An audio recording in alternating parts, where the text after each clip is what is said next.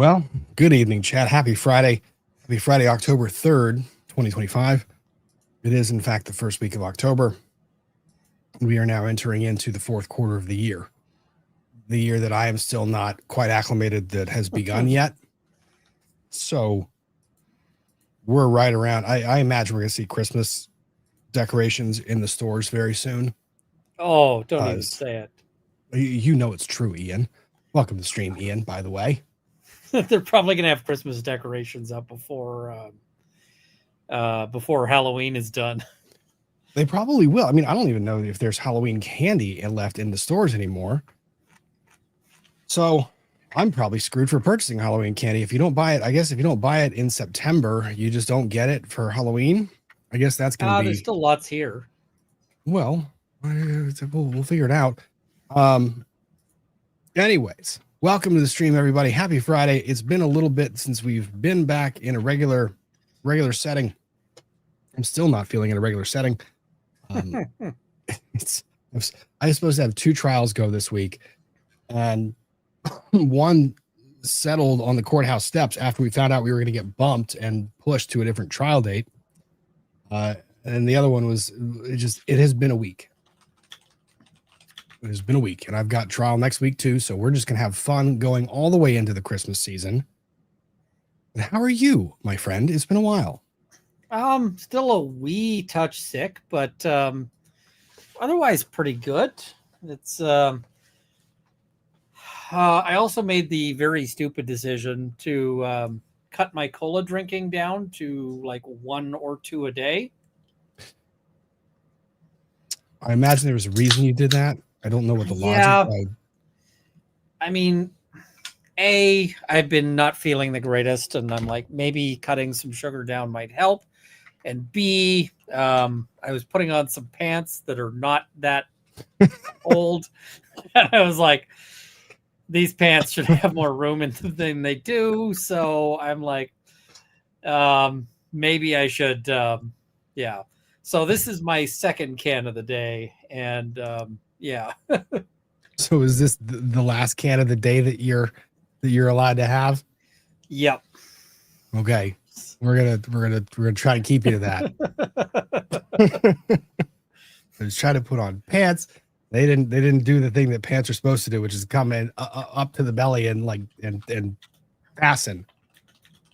Oh, I tell you what, it has been pretty wild. So the mini Mischief manager took Mini Mischief 1 to the new Taylor Swift movie. Oh, how was that? A lot of screaming teenage girls dressed in sequins, yelling and celebrating all of these different new songs that she's putting out. Thank God she changed the lyrics to some of the songs, because I don't know if Taylor Swift's new album apparently has at least one song. I think it's called Wood. And it is God. Yeah, not W-O-U-D, not W-O-U-L-D, W-O-O-D. Is this song like to you or about you, or it's not to me or about me, but it is to a certain tight end that plays for the Kansas City Chiefs. It might be the fiance, and there is a specific reference in the song to like the redwood trees, and then something open my thighs. This is Taylor Swift entering into an era that she has not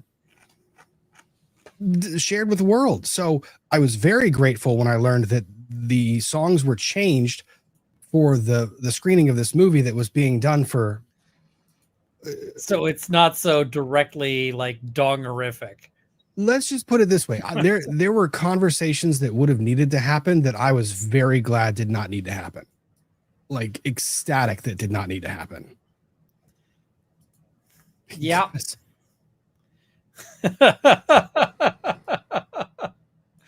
And you know what? Here's the problem. Here's the problem, though.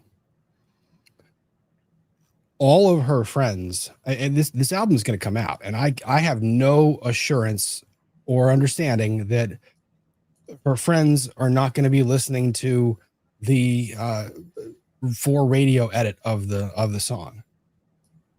So this conversation is going to happen. I'm just planning on pushing it off as long as I can.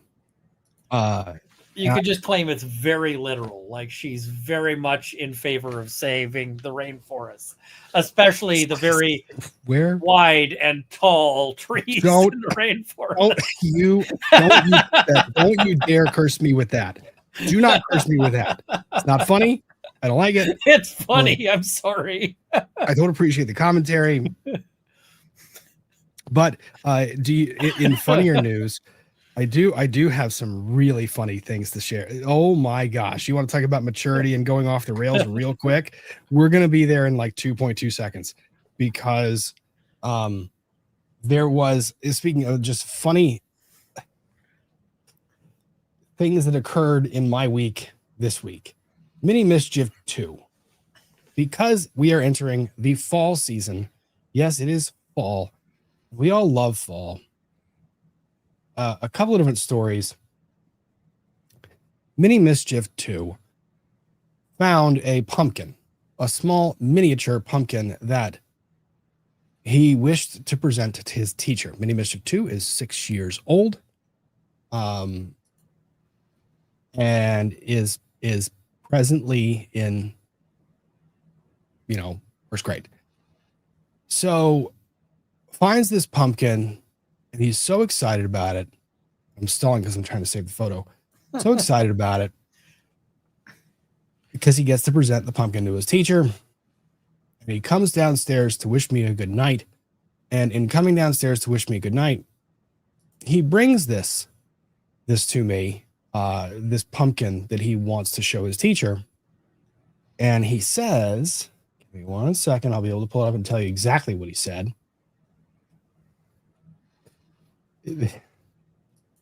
Y'all got, is there any maturity in the audience tonight? Probably not. If there was, I think I chased it off pretty quickly. Well, we're I don't know that we're gonna be doing very well. Let's see. Open that over here so that I can see it. Share the screen. So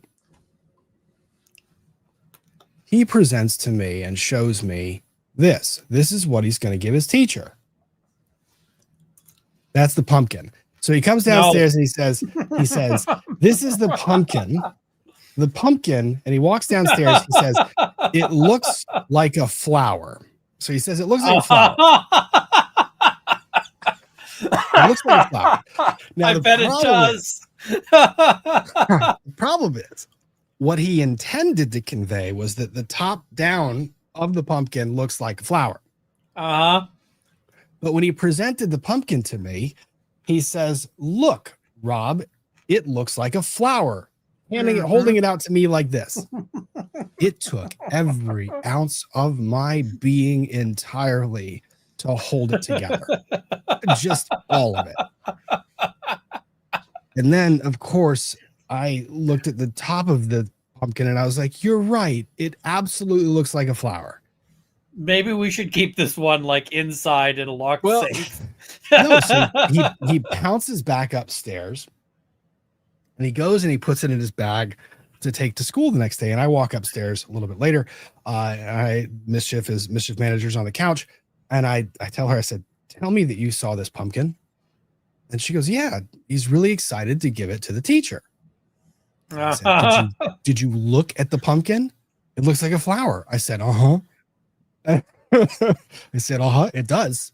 I go to the backpack and I pull the pumpkin out of the backpack and I walk up and she looks at it. Mission manager's looking at it and says, what are you talking about? It's a flower. And I said, turn it to the side. She looks at it and she goes, only you would think that.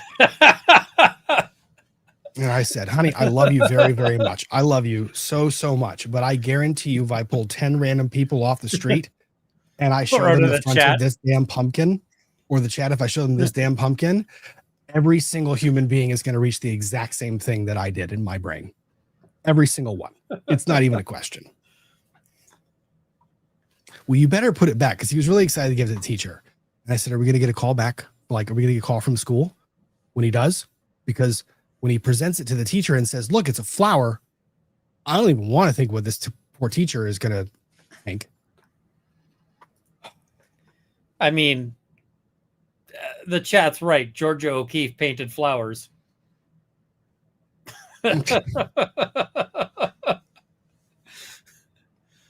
Just it was so terrible. It was so terrible. Georgia O'Keeffe would also think that it was with love. Yeah, I was not equipped to handle this, and I don't know how this passed the first screening to go by Mischief Manager. Mischief Manager is clearly innocent, and yeah, Leo has opinions. Yes, Leo, I know it. The damn pumpkin looks like a vagina. It's just there's no other way of saying it. The damn pumpkin looks like a vagina. So, that was how my week went. And of course, I bring the photos to work and I share everyone at work, and every single person reaches the same conclusion. So, you know, the joys of children, right? Yep. Now on the cute side of things, he did do some 3D modeling. So this is what's currently on the printer. It's a little Pikachu. Pika. You're gonna get sued by Nintendo. I'm not gonna get sued. Well, I don't think I'll get sued by you know what? Maybe I'll get sued by Nintendo. I don't know. I don't care. Nintendo, come at me, bro. They're like, we're firing up our lasers. It might be. Chris 96, but did he give it to the teacher? He did.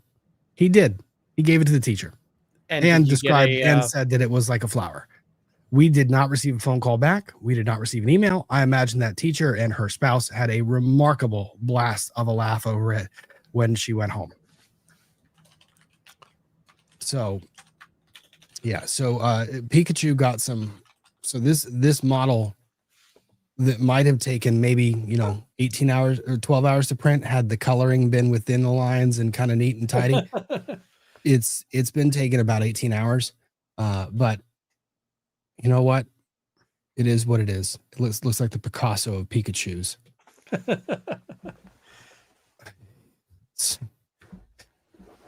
That has been the enjoyable side of my week. How have you been, my friend? Let's see. My life has been blown up by the government deciding to do gun banning and so forth. Mm-hmm. So I watched a video about Colt getting in the mix. Yeah, that's real interesting because people are like, oh, you know what? And it's like, well, the businesses literally sent their sent firearms to an address that is controlled by Colt Canada. So something's up there. But I got some other news that I haven't yet got a video out on, although I've got a video recorded on.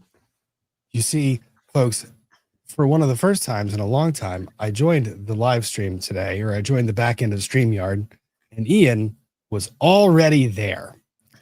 Smile on his face, ready to go. And he says, I have news to share for the stream. And I was like, oh, I got to hear it. So, Ian, before you break the news, you have to give a background. You have to give a road so far.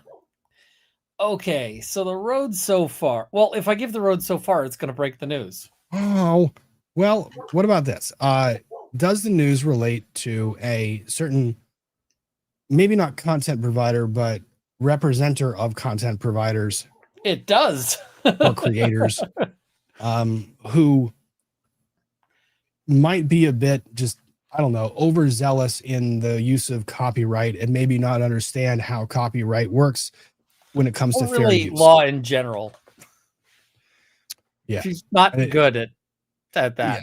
Yeah, the chat's already, they're already up on it. Everyone is excited.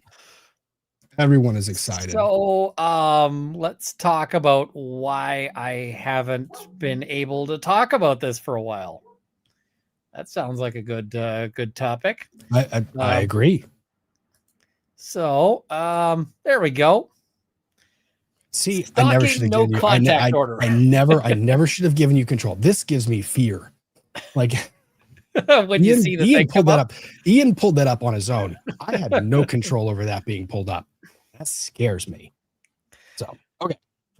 So this is in the circuit court of Cook County, Illinois. Janet Braun versus Ian Runkle. And this is actually where the thing that's been really annoying me about this is that I actually want to give Janet some credit because she's finally figured out like how to be funny and how to do shade. Now, maybe in a court document isn't the best place for it, but height 5'2". She's learning. She's learning my how to do word. shade. Like little golf clap there, Janet. You're finally figuring this out. Hang on. Hold on. So I think we got to back up for a second here. There was a civil suit. What you can't just go straight into the no contact. I understand the no contact was there, or the stalking order was there, but where did this stem from? This is why I say the road's so far. So, what is it? Here's the deal. So I'm gonna pull it down while you explain. Yeah, okay. Give me 1 second here. I've got it. All right. So Janet is a lawyer who styles herself as an influencer lawyer.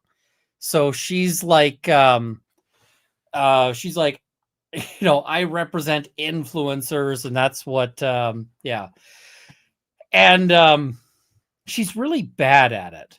But she represents this person, Lauren the Mortician. And Lauren the Mortician got really upset because somebody suggested that she was a TERF.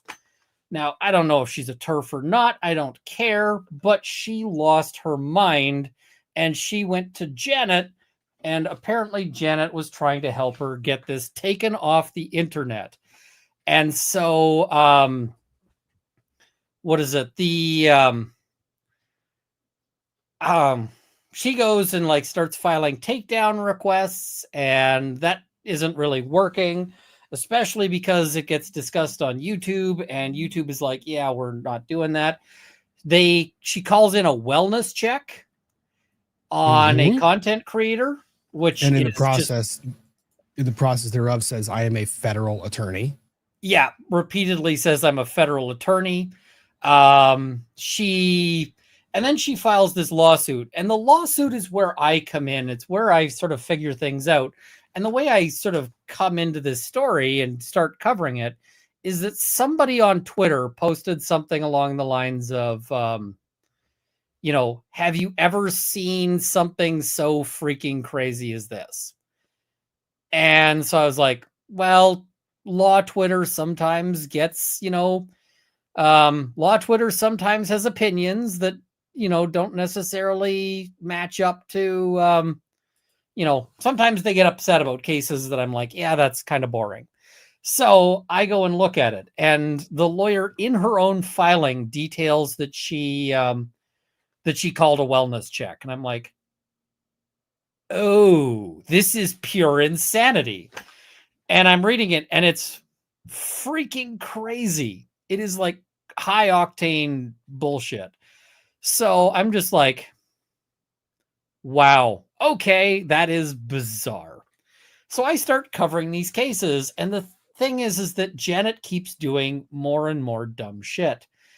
And so I keep covering it, and then eventually, and Janet is getting really upset because Janet does not know how to handle criticism. And she's like, she started this whole thing out with a press release. Like, she thought the internet was going to be on her side. And unfortunately for Janet, she doesn't know how to do internet PR or internet or anything, notwithstanding the fact that this is what she claims to be good at, right? This is what she claims to do for people. And so, like, she she finally files like this defamation claim. It is bizarre. It is, and I've been covering it as it goes. But then she goes and so she has a divorce proceeding, and I hear about the divorce proceeding like while it's ongoing. And I don't cover the divorce proceeding because the divorce proceeding is just a divorce proceeding and like, whatever. It's uninteresting. People get divorced, like whatever. I'm not going to dig into their petty squabbles and so forth. And now, then the divorce is this before? Okay, this is before sorry, keep going. Interesting All right, and newsworthy. got it. I was going to say interesting. All right, good. Because what ends up happening is that they get divorced, and it's like, all right, they're divorced, whatever. And then her husband dies. And so after he dies, she changes her mind about how much she wants to be divorced because she likes him a lot better now that he's dead. And the reason why she likes him a lot better now dead than alive is that she got like 55% of the assets in the divorce. But if they'd been married at the time he died, she would have gotten 100% of the assets. And she's capable of doing enough math to know that 100 is bigger than 55. And so she's like, I would like all of his money, not just some of his money. Yeah. So, pause. If the chat is wondering if this is going to get pretty dark and twisted and make you feel kind of icky, that's exactly where this is going. So she files an application to undivorce him posthumously so that she can have 100% of the assets, and his remaining family members can have none of the assets. So she's like, I would like 100% of the money, not 55, and fuck y'all. So anyway, I've been covering this, and she, and I see somebody saying, how'd she take him out? I don't think she did. I want to squash that because as much as I think she's done some like crazy shit, I think it's just a tragic, just a tragic coincidence. Yeah. But it's pretty gross to be like, I want to, I want to undivorce this guy now that he's dead. And so I've been covering that. So she has been losing her mind over this, right? Just getting more and more angry and whatever else. And so she's raged out to the point where what she brought is the stalking no contact order. And so the reason why she brings this, in my view, it looks like she just wants an end to my coverage. And specifically what she asked for was that I not be able to make any content, or how'd she put it? No harassing social media posts. Now, I mean, my social media posts have never been about harassing her. They've been about discussing her legal shit and like discussing the bullshit she's up to. And if she wants me to stop talking about her, it's really easy because I only cover interesting things, and most lawyers are boring. Right? Yeah. Most lawyers usually we strive to be. So like Bowles, we had all sorts of commentary about, Jason Bowles and whether or not he was doing good lawyering. But the thing is that now his cases are probably not all that interesting, right? He's probably going off and just arguing like ordinary DUIs and so forth. And A, they're not connected to Rust, and B, I don't have any information to suggest that he's doing anything really weird in them. And he wasn't really doing anything really weird in the Hannah Gutierrez trial.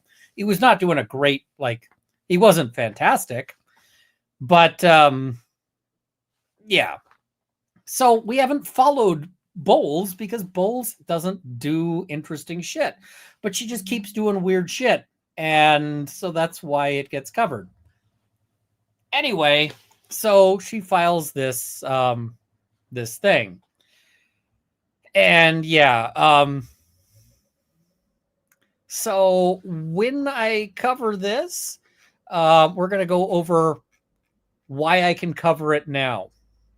Because yeah. You can put any parts of it on the stage if you want to. I just pulled it down so you could give the road so far story. Yeah, I mean, we were talking about, I thought this was funny as hell, like, because finally she's learning to do shade. And, like, a court document is the wrong place for shade. But, like, this is the kind of shit that if she was good at her job, she'd be able to do in a much more meaningful way.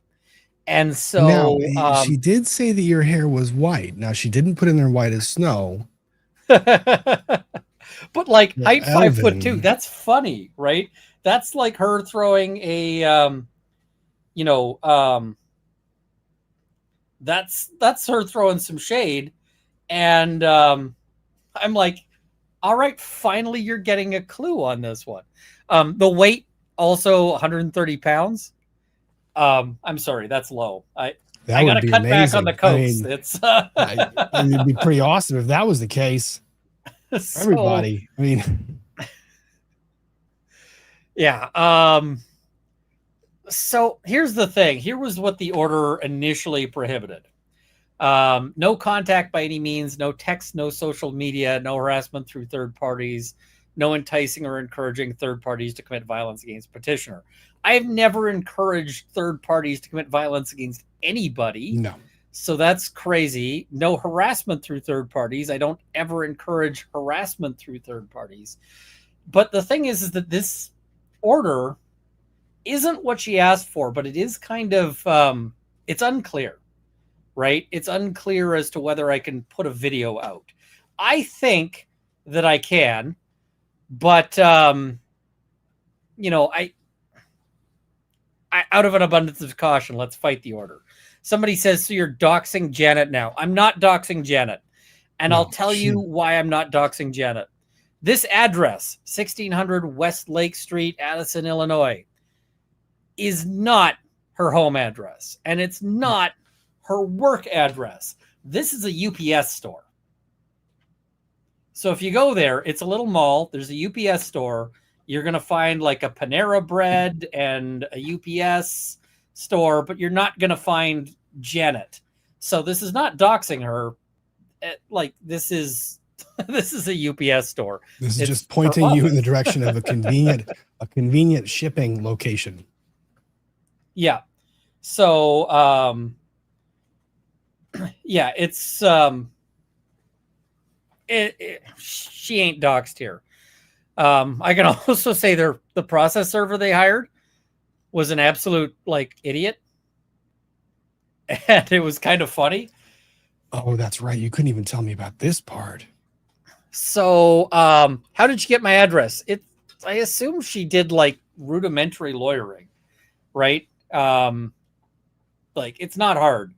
So, but the process server shows up and is like, I don't open my door because I've got active death threats and so forth. So this guy is, knocking on the door and ringing the doorbell, and he's like, would you open the door? And it's like, no. And so the guy's like, well, I have to hand this to a person. I said, that sounds like a you problem. And he's like, this is reminding you didn't join yet. Last week we covered the dude, the processor that jumped the fence at Travis Kelce's house. To try and serve the summons for a deposition for Taylor Swift, trying to depose Taylor Swift.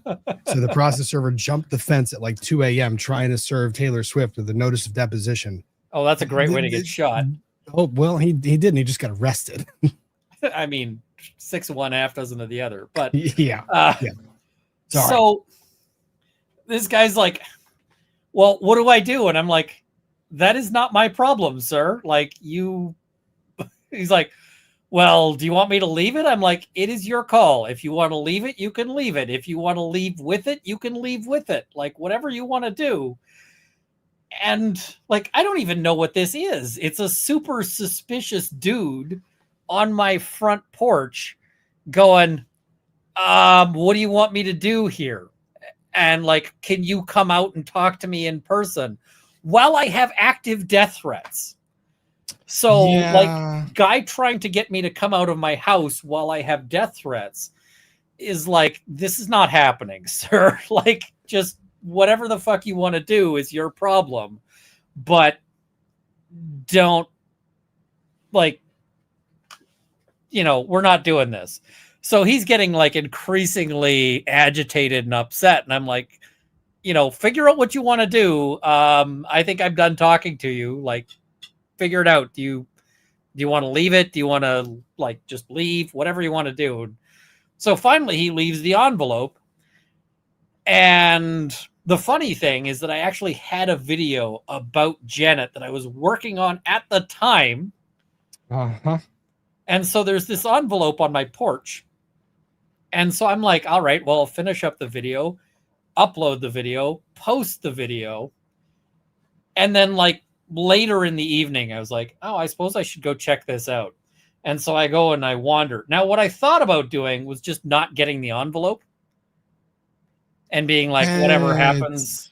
I always tell people, like, look, if you're close on the service issue, the last thing you want is some overzealous judge just saying, I'm going to find that they were served because they just ignored it. The thing is I also didn't want to fight this on service issues, right? Because it's like, I don't want to fight this on issues of service. I want to fight this on issues of it being bullshit. And so, like, I could make an issue of service, but why? Like, I'd much rather... And the thing is if she'd actually just sent me this via email, I would have been like, cool, accepted, like service accepted. No, this is not my handwriting. Some of this is the judge's handwriting and some of this is Janet's. So, like, you'll see, this is Janet's handwriting. She's actually got pretty good handwriting. It's clear that the judge made her put down an address, which, okay. I don't know why the judge makes her put down an address. This is so when in terms of protective orders, protective orders, the petitioner's address is usually withheld because they face an ongoing threat of contact, or so usually it's withheld. However, there are some circumstances where the allegations don't rise to a level where the individual actually has the right to withhold their address. So sometimes the judge will say, look, you haven't alleged anything that would give you grounds under the statute to qualify for not disclosing your address. And the thing is I had her address. I just haven't saved her address because I don't give a shit at the end of the day, right? Her house is not significant and it's not something I'm going to report on. So at one point I found like her address and I didn't put it into a video because why the fuck would anybody do that, right? And I didn't even like write it down. I don't have her address at this point. Now, I see a good question. Did she have a lawyer or was she self-rep? She has a lawyer. Can you guess who the lawyer is? It gets worse. It's Benji. Benji covers a wide variety of practice areas. And my strong suspicion is that Benji is doing all of this because I don't think she's got any money. Like, I think she's just like, what is he doing? You're setting yourself up for malpractice is what you're doing. Yeah. Like, this is the kind of place where if he was smart, he should walk away. Now you might be saying, am I self-repping on this? No, I hired a lawyer. Because of course you do, right? So, I mean, I'm out money to hire a lawyer. You have to explain who Benji is. Benji is the lawyer that handled the other. Benji is Benjamin Lockyer. And Benjamin Lockyer also filed her defamation claim in federal court. He's been, and he also did a video. The same complaint that got smacked down, like where the Court of Appeals or the court was like, I don't need to write anything to do this, but I'm going to make. No, that's a different one. That was a different. Oh, that wasn't Benji. One. That wasn't Benji. That's that right. Was the copyright one. And that was not the defamation Benji. lawsuit. Got it. This defamation lawsuit got punted already, didn't it? The defamation lawsuit got partially punted and is still sort of kicking around. That's right. Getting potentially punted. We'll have to see what happens. So that one is still kicking around. There's been some movement on it that I haven't been able to cover until now. So we're gonna cover it. But yeah, it's it's gonna be a whole interesting thing on her undivorce proceeding.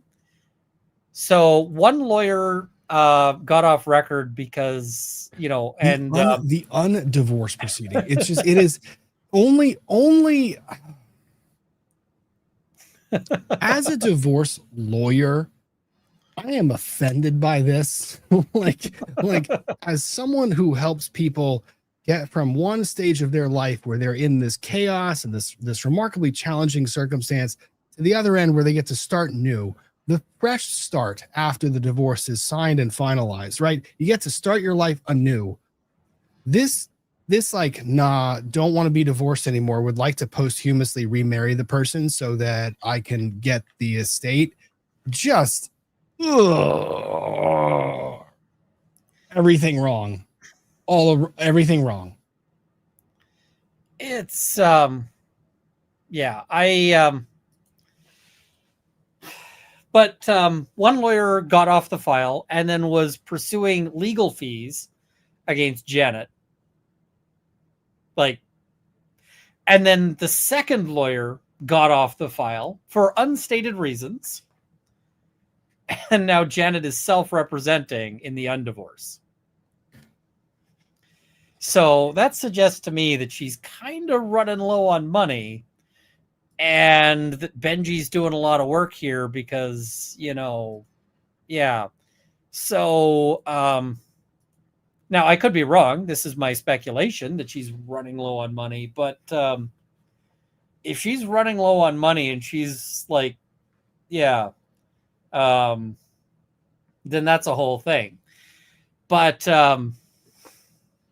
yep. So anyway, Benji's on this file. It's bizarre. I don't know what to do with it. And you know, it's like oh, Ian, you know how to pick them, and when you go down the rabbit you go down the rabbit hole with a case, it's not that there's like just open trollery.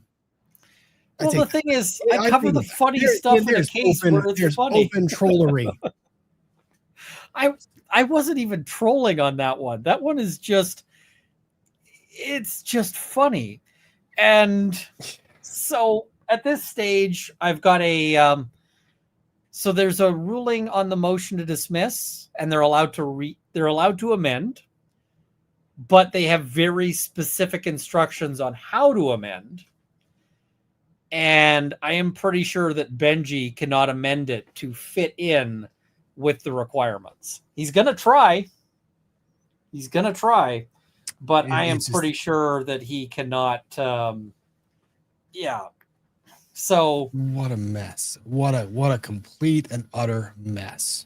Yeah, it's just bizarre. So I've got a video recorded about the about going through these documents. I got to do more videos because there's more documents. There's so many things to cover. And I mean, I'm going to laugh. This is in part, you know, also why I tell clients all the time, where people always come into my office and they have this fight with me of like, I am legally allowed to do this. I said, yeah, you technically might be legally allowed to do, you know, this thing, A, B, C, D, pick your poison. It doesn't necessarily mean that you're going to do it without facing a bit of a headache. Like, should they be allowed to sue you? No. How do I get it thrown out of court? A lot of motions, a lot of money that you have to pay, a lot of headache. So we have this, you know, like the thing is, the clients come in all the time. They're like, I shouldn't have to defend this. You're right. You shouldn't have to defend this, but you do, because they filed it. And it's, you mean there's no pre-clearance to filing anything? No, we don't do that. You can't say, unless someone's a vexatious litigant where they actually have a finding by the court that sets a bar to their filing. No, it just, this. Yeah. And the thing is, you know, So the problem is that now she's engaging in a form of lawfare that the internet views as particularly pernicious and particularly disgusting. And so when she's got people who are, looking to hire her, they should look at like what her behavior is, how she runs a case, because quite frankly, she's PR poison. Because could you imagine if you let's say you put out your first video and you talk about breaking beds and so forth, and you get to 100,000 subscribers overnight, right? Yeah. And then you find that people are like stealing your content. They're re-uploading your bed breaking video and stealing your content. You're like, I gotta stop this. To be fair, they did. Mm-hmm. You got to make decisions on how you want to proceed with that. And like wellness checks and stalking no contact orders should not be in your toolbox unless they are actually justified. Like if somebody's threatening to do themselves in, then maybe a wellness check is justified. Like I had one of our partners had a client of hers start, wishing upon the partner the same torment that they had with their children, like kind of saying stuff about it, like you bring someone else's kids into it. Oh, you are stepping over a line. But yeah, and I mean, like if somebody's like actively showing up at your house or something and camping out outside, it's different. Then, a stalking no contact order makes sense, right? Mm-hmm. But you shouldn't be using it like this is a tool intended to protect domestic violence victims.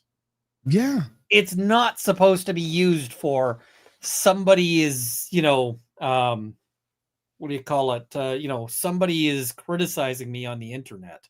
Oh, I have this argument all the time with judges and opposing counsel when someone on the other side of the divorce case doesn't want to disclose their address. They're like, I don't want to disclose the address. They don't have a right to know where I live. Well, generally speaking, people have the right to know where other people are, especially if there's children involved. Like I have the right to know where you have the kids. And people try to hide behind this qualifying under the statute of, I face a real risk of harm if they have this information. But do you? And I mean, some people do, right? Some. Sometimes you've got like real concerns, like people, but this is such bullshit, and it's such, it's just so ridiculous that, quite frankly, yeah. Oh, you got to pull up this one by Grim Faded at the bottom. I'm going to do this one.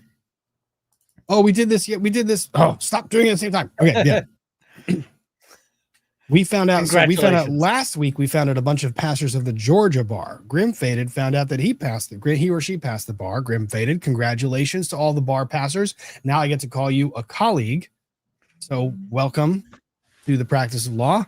May you endeavor to have wonderful adventures. Less chaos than most. You know what? Just take it as it comes. Enjoy every minute. Hate the minutes that you should, but welcome to the practice. And please do not pull any bullshit. No bullshit. No bullshit. No, Janet. I mean, these streams, this is to serve the public interest so that people don't do this shit in the practice of law. And the thing is if Janet was actually if she was better at her job, she could have done so much better for Lauren the Mortician. Ian, there are so many sentences that begin with if they, and then blank. If they were only more cautious, if they were better at their job, if they were a decent human being, if they didn't sue their deceased spouse to try and become remarried to them, if they were a lot of things would be different. But the thing is, this one wasn't even a hard puzzle for somebody who actually You knew what they were doing? knows what they're doing. Because, like, you're looking at this issue of how this, somebody's criticizing your client. They're calling them a TERF. It's actually super easy because Lauren the Mortician is in the mortician space. And so what she easily could have done is wait 2 weeks for the anger shit to go away, because if you address something right away, people are just going to be responding to it from that position of anger and not responding. So you wait 2 weeks and you just don't post anything for 2 weeks, right? You just let that go. And then you do a quiet video where you're just like, here's how we, respect, trans people, post-mortem, right? Cool. You do that. Nobody's calling you a TERF anymore, and you move on, right? TERF. By the way, chat was very confused. TERF, trans exclusionary radical feminist. It is an acronym. Yeah. That's what a TERF is. Or if you don't want to do that video, you just don't do anything. You wait 2 weeks, you let it go. People stop talking about it, and then you just keep making whatever content you want to make. Figure it out. Like I said, it didn't really matter what side of the aisle you were on any of those discussions. It was kind of how it was handled. It was stupid. It was dumb. It shouldn't have happened that way. And then you dunk on yourself when you kind of draw more attention to the issue where you, like I said, it is what it is. So that case will continue to go on. And unfortunately, the people that you would wish would learn from their mistakes oftentimes don't. Surprise, surprise. So let's get caught up with they have jurisdiction. Jurisdiction is argued on the basis of appeared in some court proceedings on Zoom. And it really wasn't. That's real thin, but jurisdiction isn't the issue on which I wanted to argue it either, because at the end of the day, I would much rather get a decision saying, this whole thing is bullshit, rather than a decision saying, oh yeah, he's not sufficiently in Illinois. Because at the end of the day, if the issue is jurisdiction, then they could possibly come back and say, well, now he's done another video and, he said the words Illinois in that video, right? It gets ridiculous.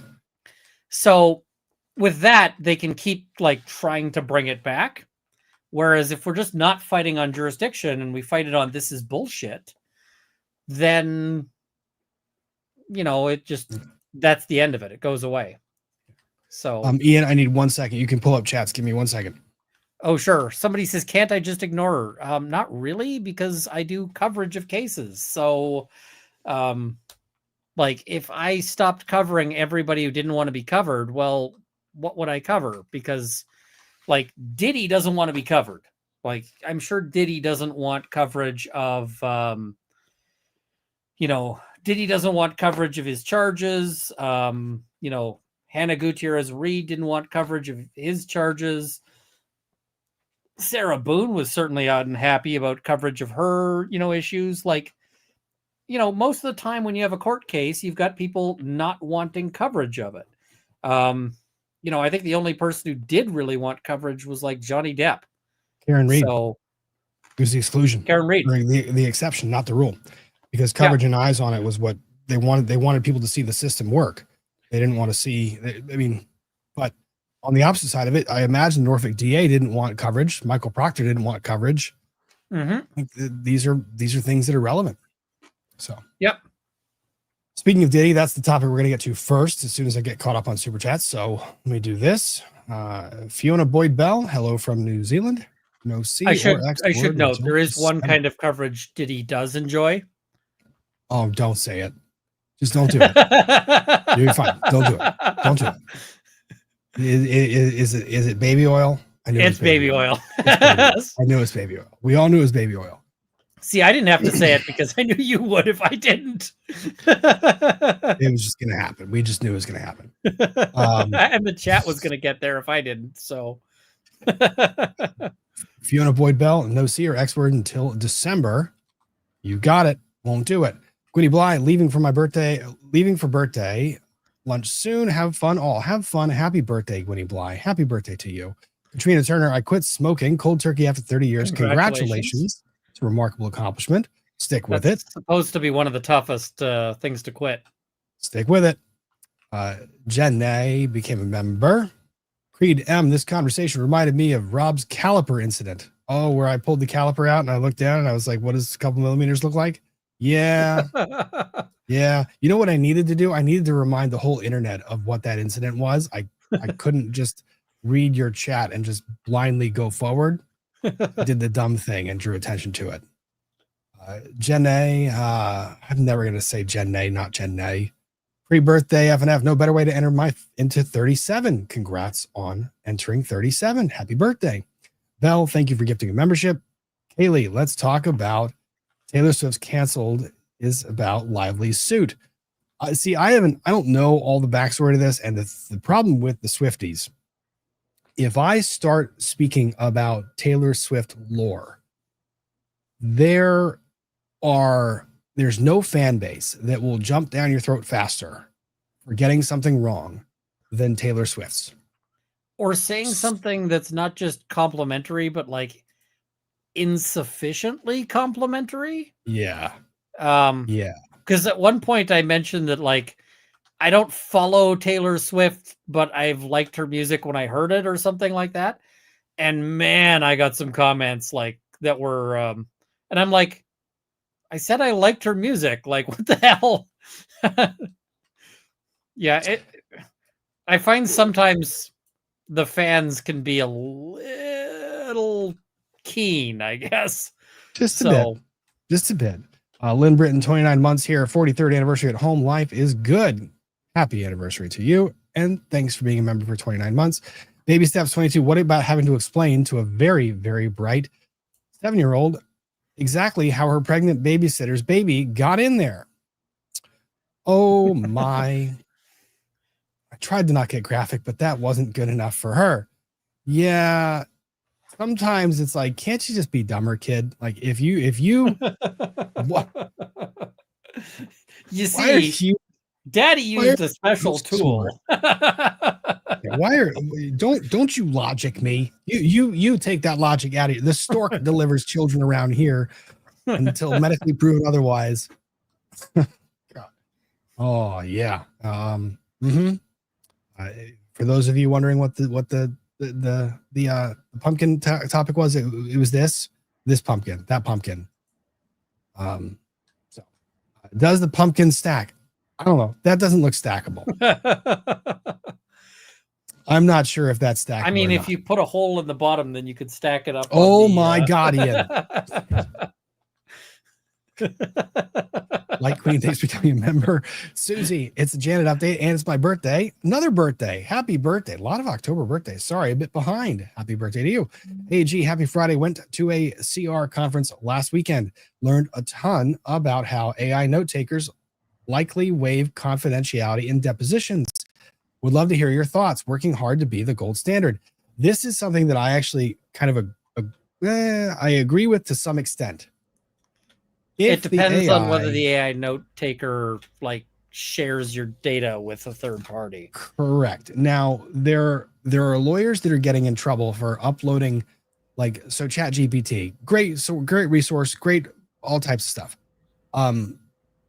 Some lawyers are getting in trouble because they are uploading full copies of motions that have like the name of their client and other stuff into ChatGPT and saying, give me an argument response to this. The problem is ChatGPT is a language learning model, which means everything that you upload to it, it then processes and stores.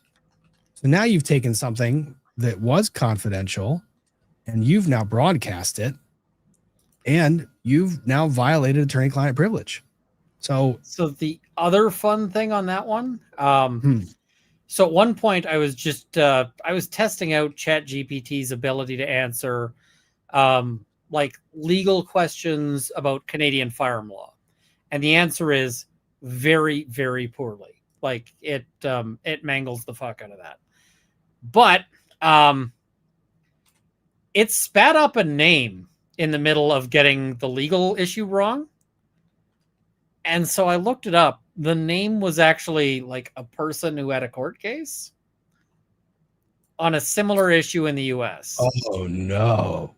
Really? And so I was like, oh wow, this is actually like pulling from somewhere. Now it could have been pulling from the same public record stuff I was pulling from, right? It could have been pulling from that, you know, from whatever, like the same stuff I was looking at. But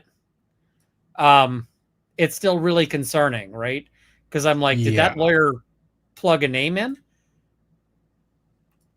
And one of the things I expect that'll happen sometime is somebody will search something about their case on Grok, and there'll be a request for, I want all of your Grok searches that are relevant.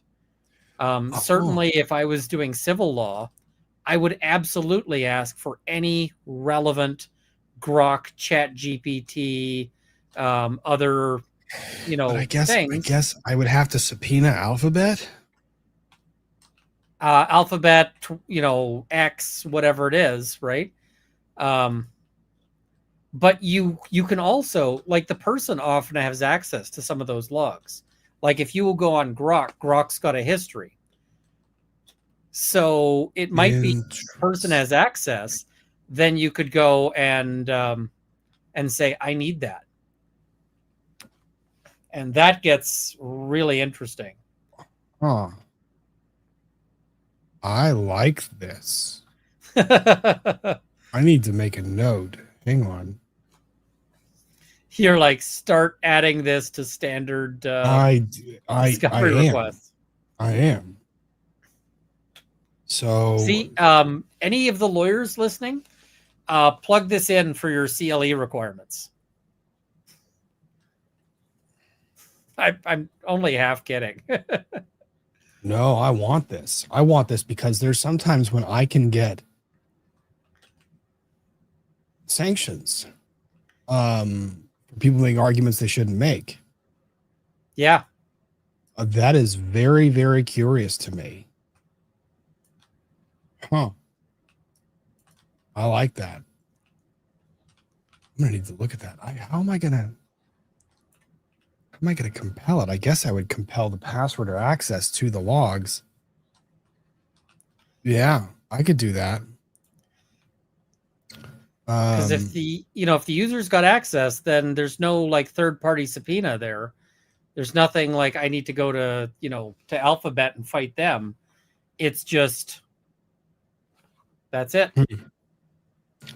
Another scary thing about note takers, in addition to the issue you brought up, is they can read the raw data from Zoom if you mute just in Zoom and not the physical microphone. That is a very large problem. Yeah. Yeah. So, okay. Well, every litigator is now terrified. I mean, in-house bath company. Go ahead. There's a real possibility that we're also going to start seeing these in sanctions requests. That's what I'm thinking of. That's why I brought it up. Just when you've got somebody who's filed something with AI, the court may say, you also need to tell us what you were searching in the AI.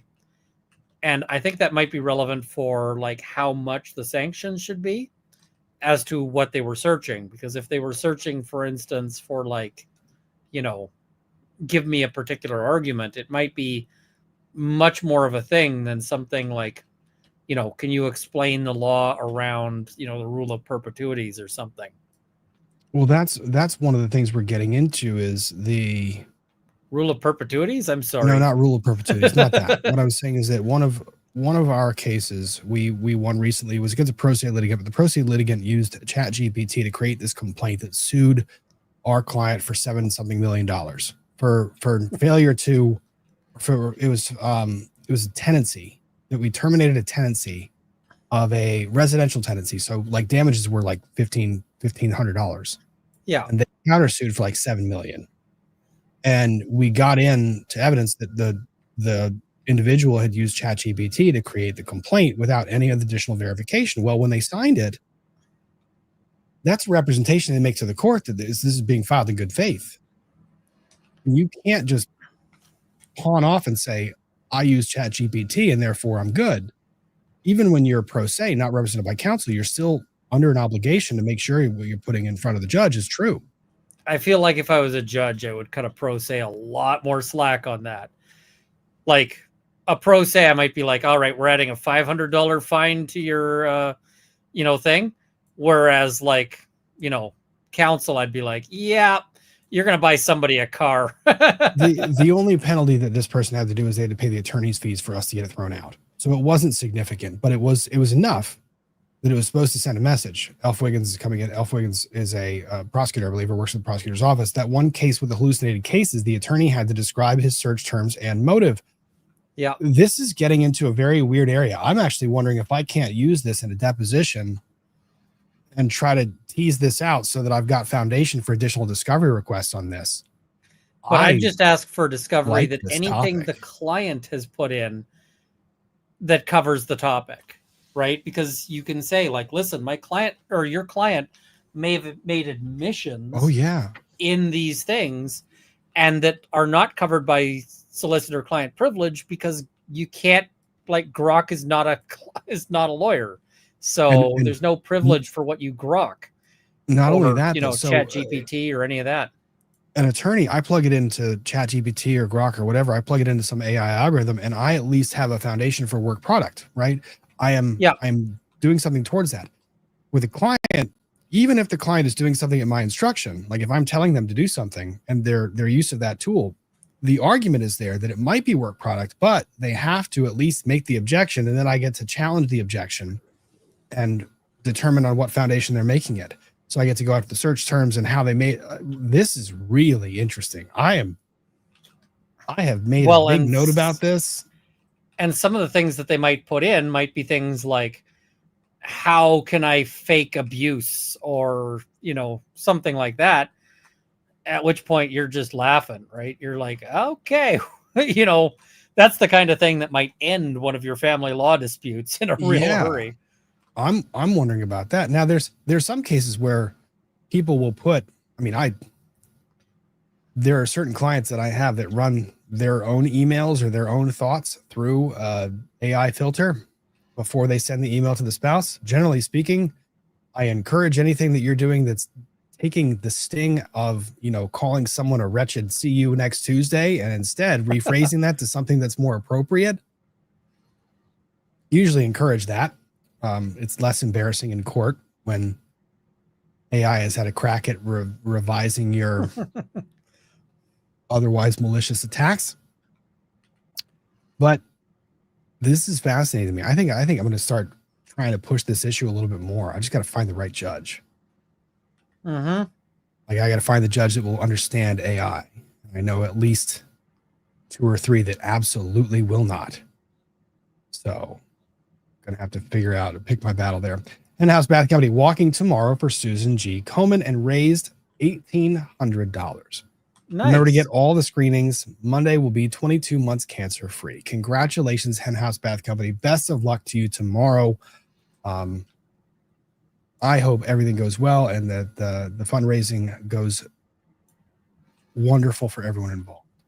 XCDA, thank you for gifting memberships. Music to my soul. Rob, we lawyers strive to be boring. Alan Jackson, probably speak for yourself. But Runkle, can a U.S. court order you to not do anything? Not necessarily. They can, they just can't enforce it. Well, the problem that they'd have is that then the breach of it is apparently a felony in Illinois. And so the last thing I need is like some sort of arrest warrant out of Illinois for some the thing is that she's creating this giant jurisdictional clusterfuck that I'd rather disentangle than mess with. Mm-hmm. So, yeah. Phoenix, thanks for being a member for 32 months. Thank you very much. 32 months, almost 3 years. Catlin, shoot. Special Olympics update. Softball team took 4th place. Super proud of them. Congratulations. They played their hearts out despite being widely outmatched. Basketball and powerlifting start in 10 days. Thanks for the love, everyone. Congratulations and best of luck. Book Dragon Jen wrapping up a birthday today with cake. So many birthdays. Happy birthday, Book Dragon Jen. Gen V just finished an Oktoberfest with family. Wonderful, wonderful way to join. Baby Steps 22. Luckily, I am Lawyers and Dragons right now, so it didn't shake me too much. L&D. Or I said Lawyers and Dragons. It's not Lawyers and Dragons. L&D. No, it's something research nurse or Yeah, registered nurse rather. Yeah, but Lawyers and Dragons would be cooler. It would. Yeah. L&D research nurse or RN. I do miss Lawyers and Dragons. Yeah. Kim Chi, accountability for tech companies sounds fake. 4 and 3. Speaking of service issues, I had the cops calling me today for trying to serve a civil process. Wow. Okay. Or knocking on the door and leaving after no response. Oh my. Okay. Labor and delivery. I see people saying labor and delivery. All right. Labor and delivery. There we go. That makes much more sense. You guys like the law brain switching to normal other stuff. It's complicated. We don't do normal other stuff. Not necessarily. No. Josiah the Dragon went to Virginia this week to start ADHD diagnosis. Thanks in part to all of y'all in LawTube. That is awesome too, because you know, it's helpful to like have some explanation, or alternately to get them, you know, somebody saying, nope, that's not your problem. You got something else wrong with you. It's just nice to know the answer. That's the big point. These messages are some of my favorites, like the people that are like saying, I finally have the courage to do this thing. I love it. It's phenomenal. 100%.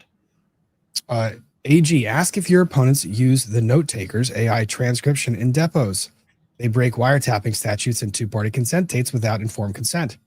Most of the time we're getting informed consent when depositions are present or are there, but the AI note takers, when we're talking about wiretapping, I mean, I get phone calls thrown out all the time because of that. Just the statement wasn't made, or they found a way to start recording without the statement being made. People also confuse VA, Veterans Affairs. Oh my gosh, guys. Like the brain, I told you. I told you. We've got L&D. I was on Lawyers and Dragons instead of Labor and Delivery. Just RN, VA is in Veterans Affairs, not Virginia. We're not doing well here. We're not doing great. We're not doing great. Caitlin, pronounced Caitlin. Everyone gets it wrong. My apologies. I was just trying to read it right. Oh, it is a Friday. It is a Friday. And you know what? This is great. Great transition to this topic. Some Fridays are better than others, and some Fridays are worse than others for certain people. You know who's having a bad Friday right now?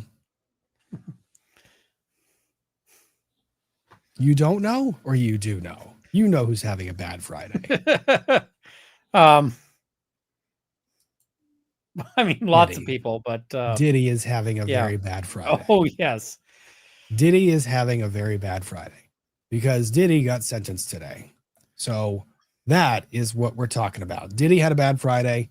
So we're going to play a little bit of rewind with some of the pre-court filings, and then we'll get to today and what took place in court.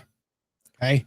I was like, Potter's having a pretty good day. So good. Is Potter feeling better? We took his cone off. Oh. So he had a what do you call it? We were worried that he might have like a cancerous growth, but it turns out it's not cancerous. It was 3 different varieties of antibiotic resistant, though. And so like what we had with Leo. But the recommendation from the lab was you've got to take out the affected area. Mm-hmm. And the real fun on that was that was what the biopsy did. So it's we were way ahead of the game on that. And and he seems to be doing better. So we've got his cone off, and he's doing pretty good. That is very good news. We all love the Potter update. He was wanting me to play with him while I was at work, and then now he's in nap mode. Now he's like, I'm just going to sleep. So it's like, sleep is always good. Oh no, Diddy's already been sentenced, Charlotte. This is kind of the post-mortem on the sentencing part. He's been sentenced. So we know what the sentence is, but right now we're trying to go back a little bit road so far on how we got here. Let's see. So let's go back in time a little bit to when Judge Subramanian accepted certain sentencing guidelines. Let's see. This was, see, the problem is the news is now flooded with all the current information, and it's not giving me. It's not letting you look up the past information? Not the past information. And the thing is, he did it on the record instead of. All right. So the guidelines that Judge Subramanian accepted for sentencing suggested a range of between 70 and 87 months. That was the suggested guideline. So that's where we're starting.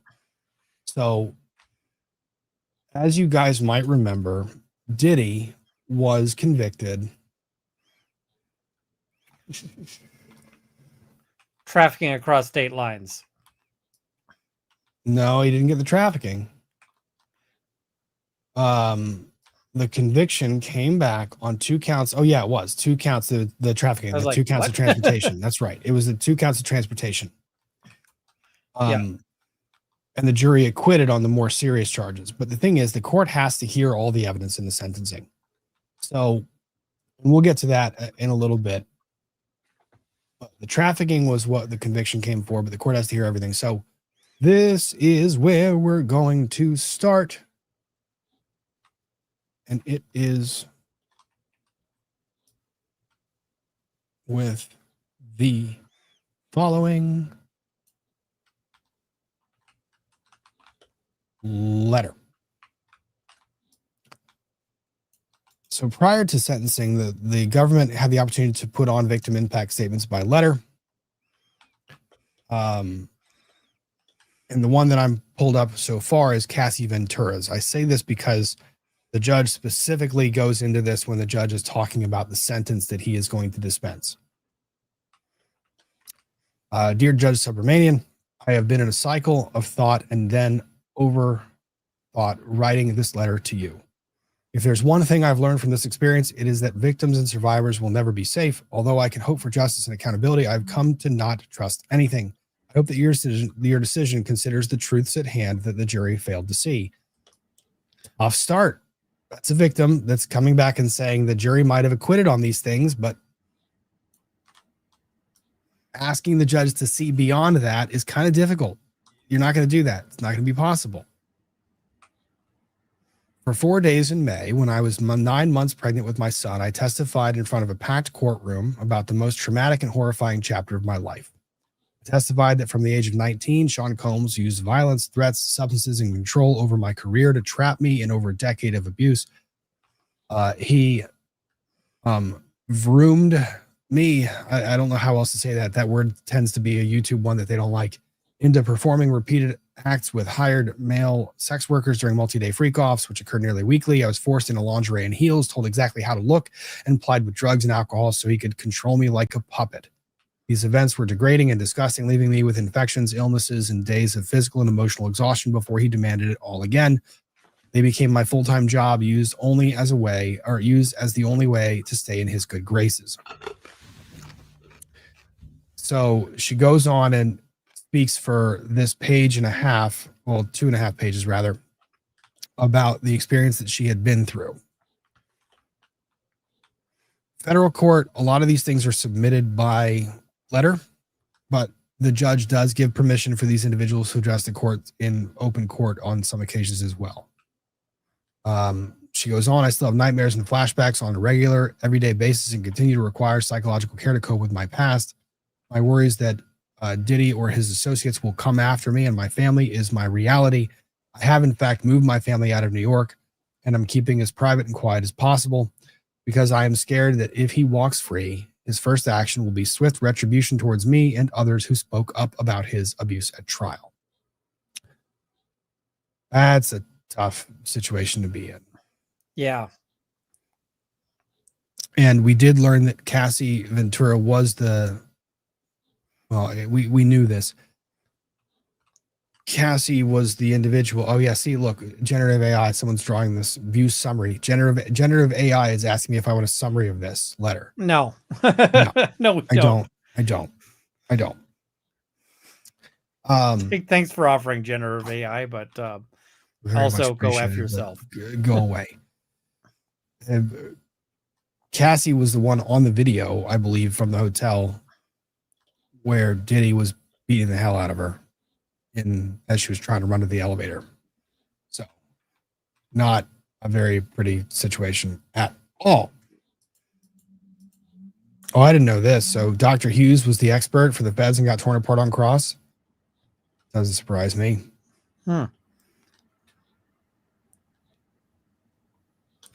So that was some of the foreground that the court had to kind of weigh through when they were determining what to do with sentencing. Then we have here Diddy's proposed sentencing memorandum. So kind of skipping to the punchline of what was being asked ultimately today. The defense was punchline feels like the wrong term in this. Oh, you know what? Damn it, Ian. That is so right that it is so wrong to even say that. Son of. It's not intentional. I know. It's just like you just have a turn of phrase and you're like, ah, shit. A file that's this horrific is all landmines. Like, that's the problem with it. That was not fun. All right. That's one of the problems with it. So one of the problems with covering it, I guess, is the way to put that. One of the most kind of surprising things that I wondered was what Diddy would be asking for. Seems like it's a tough sell, but what he ended up going in there asking for was essentially time served. Not necessarily the best way of going about it. And I don't mean it that way. Maybe let me rephrase it. We learned something today that was a little bit different. We learned that Diddy had actually arranged for speaking engagements next week. I hope they have substantial contractual penalties for failing to appear. I very much wish that for him.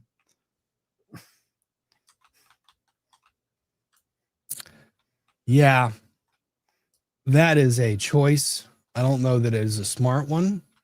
Did the judge hear that? Oh, yeah. Oh, if I was the judge, I would have been like, ooh, yeah, we adding some time to that. Not sure I'd be happy with that one either. Here, let's do this.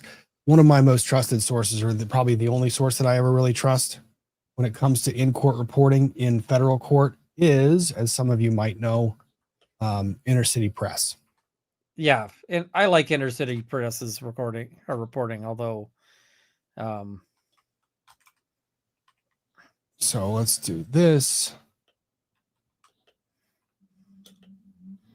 Because he reports essentially like transcript. Like it's not, there's no commentary added. It's just very much just dry. Inner City Press. What was the other one? So now we've got the sentencing. And when I say you, for those of you who have not watched me cover any of this stuff in federal court or have not seen Inner City Press's work, as we read, you'll start to get an understanding of why I choose this person who reports on this more so than anybody else, because it reads like a damn transcript. So Combs' lawyer mills about. He's not been brought out. U.S. Marshal brings out a big sheaf of papers and a red book, picks up the chair to search underneath. All clear. 9:56 a.m. Combs' lawyer, Mark Angifilo, and Brian Steeler now talking low next to their lectern. Andrew Shapiro stands with Nicole Westmoreland. Prosecutors are seated at the front table, -1 Maureen Comey. Diddy had an all-star cast of criminal defense lawyers. Yeah. Truly all-star cast. Brian Steele, those some of you might remember from the most baller move of all time when he got carried out of the court or taken out of the courtroom. Let's see if I can. Let's see. Brian Steele when he got handcuffed.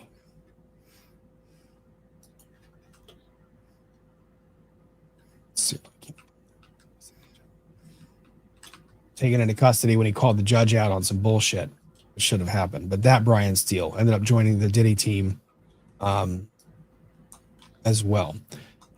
Judge and Clerk one of the weird things that I've seen in coverage of this is people are like, oh, I really like this lawyer on this other file. Why'd he take this file? It's like, that's what lawyers do, right? You know, like lawyers take files, including files with people who are accused of horrible shit, including, like, if you're a criminal defense lawyer, there is no way to just like do the TV show thing of like, I only represent innocent clients, because like that doesn't exist. It's not a thing. So, yeah. I started this Brewberries. This is a great question, and you guys keep. This is one I have to watch. Apparently, Nicole Kidman and Keith Urban are breaking up, and the prenuptial agreement has some interesting clauses. Oh. So Brewberries is saying, unrelated slightly, but as a divorce lawyer, you ever seen anything like the Keith Urban Nicole Kidman's prenup cocaine clause? Do tell. I was not aware of this particular clause. According like, to reports, is the there couple, a requirement for more or less cocaine? It's I think it's less. Because I mean, that could have gone either way, right? It looks like a lot of this is being reported by the Daily Mail and other outlets, so I'm not sure I'm going to give it too much credit. But some outlets are reporting that there was a cocaine clause within the prenup that said, where was it? Urban is only eligible for the money if he steered clear of drugs and alcohol across the marriage. Huh. Like throughout? Holy crap. Some private investigator's about to make a shitload of money. Yeah. $600K per year. He's clean. Holy crap. I would love to be paid $600,000 a year to not drink. Because as much as this is some really delicious rum I've just poured myself, for $600,000 a year, I could not do that. That would be good. That's not a bad deal. For those of you interested, I will probably be following that, just because divorce lawyer, very curious to see what this prenup actually has, and I imagine it's going to be filed in short order. So,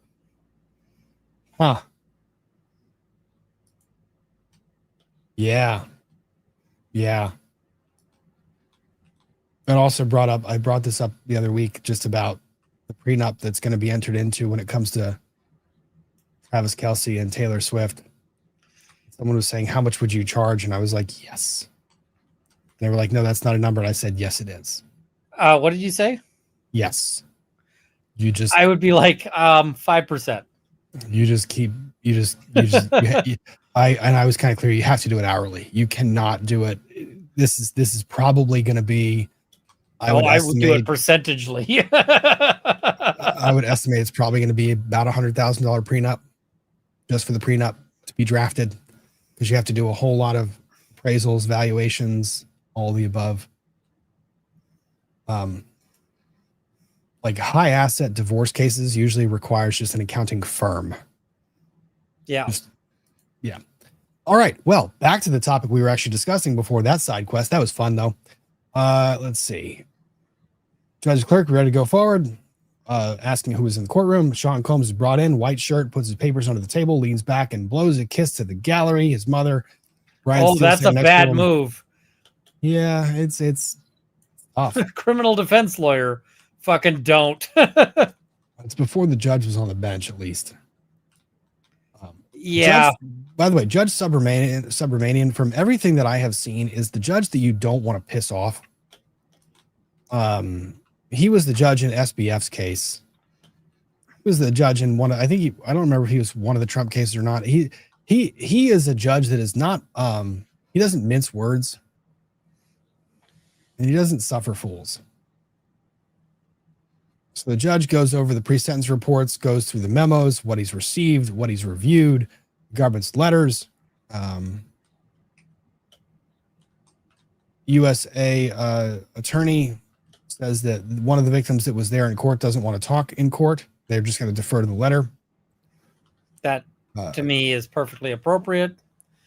Mm-hmm. The AG says they think the defendant's letter violated the honors rules. Judge, I thought the tone was inappropriate and it shouldn't happen again. Anyone beyond Mr. Combs, the Reverend Mr. Combs' children. Wait a minute. What was wrong with the letter? His letter or the defense's letter? Like the defense's letter. Brian Steele's letter or the defendant's letter? I'm not sure if it came from counsel. I've just heard that there was a letter and that they were hoping it was going to help them, and that clearly it is not. This letter. Okay, well, we can take this little side quest. Dear Judge Subramanian, I hope this letter finds you well and in good health and spirits. Thank you for the opportunity to express my thoughts to you. First and foremost, I want to apologize and say how sincerely sorry I am for all the hurt and pain that I've caused others by my conduct. I take full responsibility and accountability for my past wrongs. So far, so good. This has been the hardest 2 years of my life. I have no one to blame for my current reality and situation but myself. Also, in my life, I've made many mistakes, but I am no longer running from them. Less. Yeah, it's kind of like you're asking for 14 months, my guy.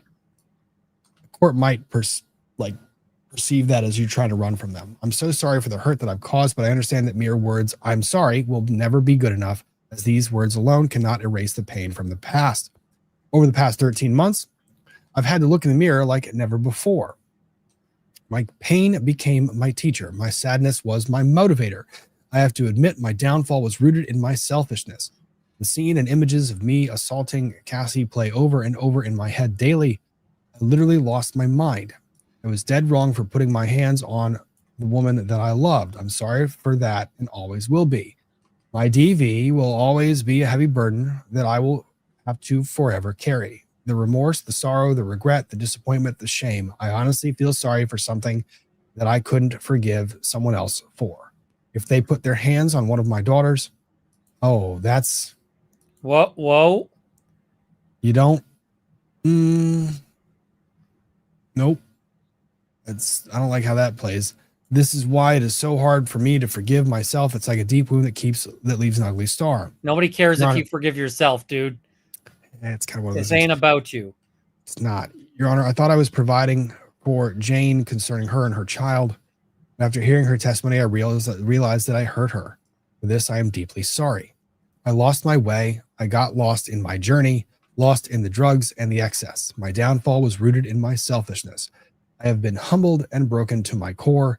Jail is designed to break you mentally, physically, and spiritually. Over the past year, there have been so many times that I wanted to give up.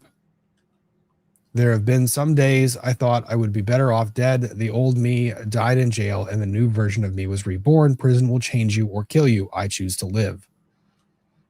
Nobody cares, but also this is feeling like it was written by a focus group of lawyers. I don't know, because I don't know that I would have written this or had a client. I wouldn't have instructed a client to write this way. No, I don't think you would either. Yeah, one of the best letters from a client was just real short. And it just said, Judge, I screwed up. I cannot, I cannot make any apologies. I cannot in good conscience ask for forgiveness. All I can do is ask this court to impose an appropriate sentence. And, and I submit myself to the court's, authority. And the judge was just like, this is a client who gets it, because he gets that there isn't anything he can say to make anything better, that he's just, that's like, yeah. Well, here's one of the things. So Papa Tragos apparently didn't think Diddy wrote it either. I don't know. Someone saying it has Brian Steele written all over it. I disagree. I think Brian Steele would be more concise. This is why I look at this. Like, this is 4 pages. I don't know very many criminal defense attorneys who are like, you're going to gain more by writing more words. I think he got a friend or something to help him out with it. And then people are like, it doesn't feel authentic in any sense. People are like, this is lawyer talk. This is not lawyer talk. My sadness was my motivator. That is not lawyer talk. No, that is like musician artist talk. That is not lawyer talk. I mean, who knows? Maybe he did write it. I assume Diddy's not an idiot. I assume he's capable of writing, with some erudition and, so forth. So, because like he had a successful career doing exactly that, but it's overwritten. And it feels fake. It really does. It doesn't give a genuine impression. So going on every day since my incarceration, as difficult as my circumstances currently are, I have made the best of my time by reading books, writing, working out, or in therapy, obtaining the tools and knowledge to deal with my past drug abuse and anger issues. I've been putting in the work and working diligently to become the best version of myself to ensure that I never make the same mistakes again. See, best version of yourself is living in a small cage, dude. But that's a good one. I never make the same mistakes again. Good. Tell the judge I'm not a repeater. I realize that I'm in a situation where no amount of money, power, or fame can save me. Ooh, don't talk about your money, your power, or your fame. Don't like the way that sounds. That's not good. It just doesn't sound right. Why are you doing that? I don't want to do that. I want to highlight that like pink. There we go. That's better. Only God can save me. My grandmother used to teach me that God makes no mistakes and that everything he does is for your good. I believe that a bad situation. You always got to be careful with religion invocations because it often feels bullshit. And it often, like, if you have a religious judge and it feels to them like it's bullshit, they will hate you. And Lori Vallow. Yeah. Perfect example. I mean, the other thing is I've seen, any of the sorts of things that you might use to sort of plead for, mercy or whatever. It can go really badly if you're not careful. So yeah. Yeah. So, although this situation has been the hardest and darkest in my life, good things have come out of my incarceration. For starters, I am now sober for the first time in 25 years. Generally speaking, I don't know how successful it is to tell a judge the only reason I'm sober is because I'm in jail where I can't get the things that. Well,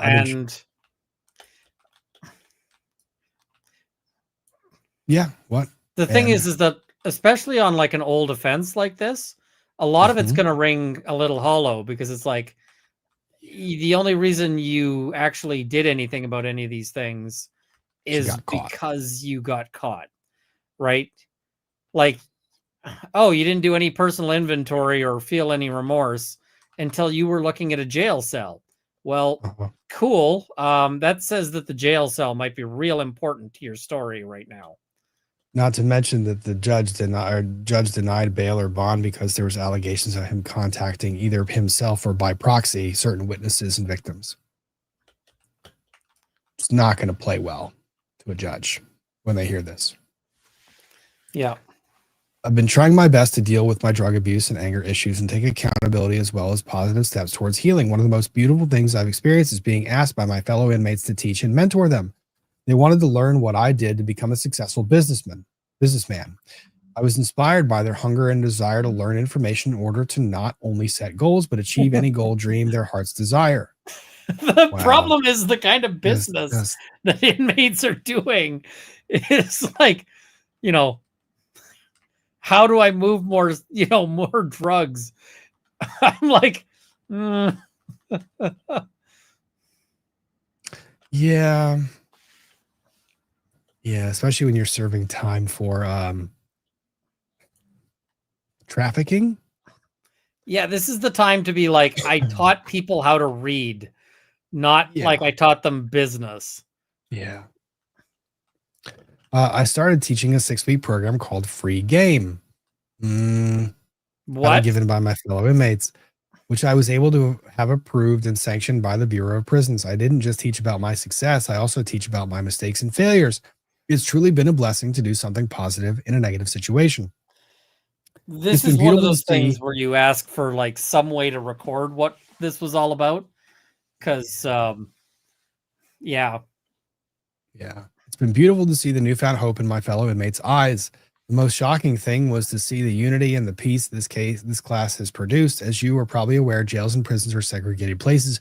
However, in our class, we have Black, Spanish, white, and Asian all together in one room learning and working together. How is this relevant for your sentencing? It's like, you know what? Let's play to some racism if we can. How is this relevant? We even have an interpreter for the Spanish-speaking inmates. The biggest miracle that I've seen in this class is all the gangs such as Bloods, Crips, MS-13, Trinitarios, and the 18th Streets in one room working together. I'm also proud to say that since the class started, there have been no fights in our unit. Class has also helped me in my time of need and despair. Being able to do something good for others has also given me much needed hope. God blessed me with this opportunity to give others, and I will continue to do so. This starts to miss the mark. Like, yeah, you had these opportunities before you got caught. You had every one of these opportunities to improve the community beforehand. It rings kind of hollow when you get busted, you're in jail, and then you start doing the good things. I don't know. So I ask for your mercy today, not only for my sake, but for the sake of my children. God bless me with 7 beautiful children, 3 sons and 4 daughters. Their names are blah, blah, blah. And the newest addition, a 2-year-old daughter. 4 of my children lost their mother as she tragically passed away in 2018. I am their only parent. I have failed my children as a father. My father was murdered when I was 3 years old, so I know firsthand what it is to not have a father. More than anything, I just want the opportunity to return home and to be the father they need and deserve. God also blessed me with the greatest mother in the world. My mother sacrificed her life and dreams to provide for me and my younger sister. She worked 3 jobs to make sure I had a roof over our heads, clothes on our backs, and the best education.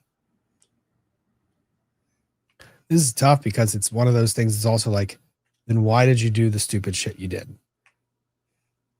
My mother's now 84 years old and recently had brain surgery. Despite her own health challenges, she attended my trial every day. I've always been her primary caregiver. It breaks my heart that I put myself in this situation for the first time. I'm unable to be there for my mother when she needs me the most. As I write you this letter, I am scared to death, scared to spend another second away from my mother and my children. I no longer care about the money or the fame. There's nothing more important to me than my family. Oh, I bet you do. But this part, if you're going to say that, put that higher up. Like where you were talking about all of the things that you did, like the successes. I no longer care about the money or the fame. There's nothing more important than my family. That should be paragraph 1. Also, what are you doing about that? Like, have you made any compensation to your victims? Nope. Or are you keeping the money?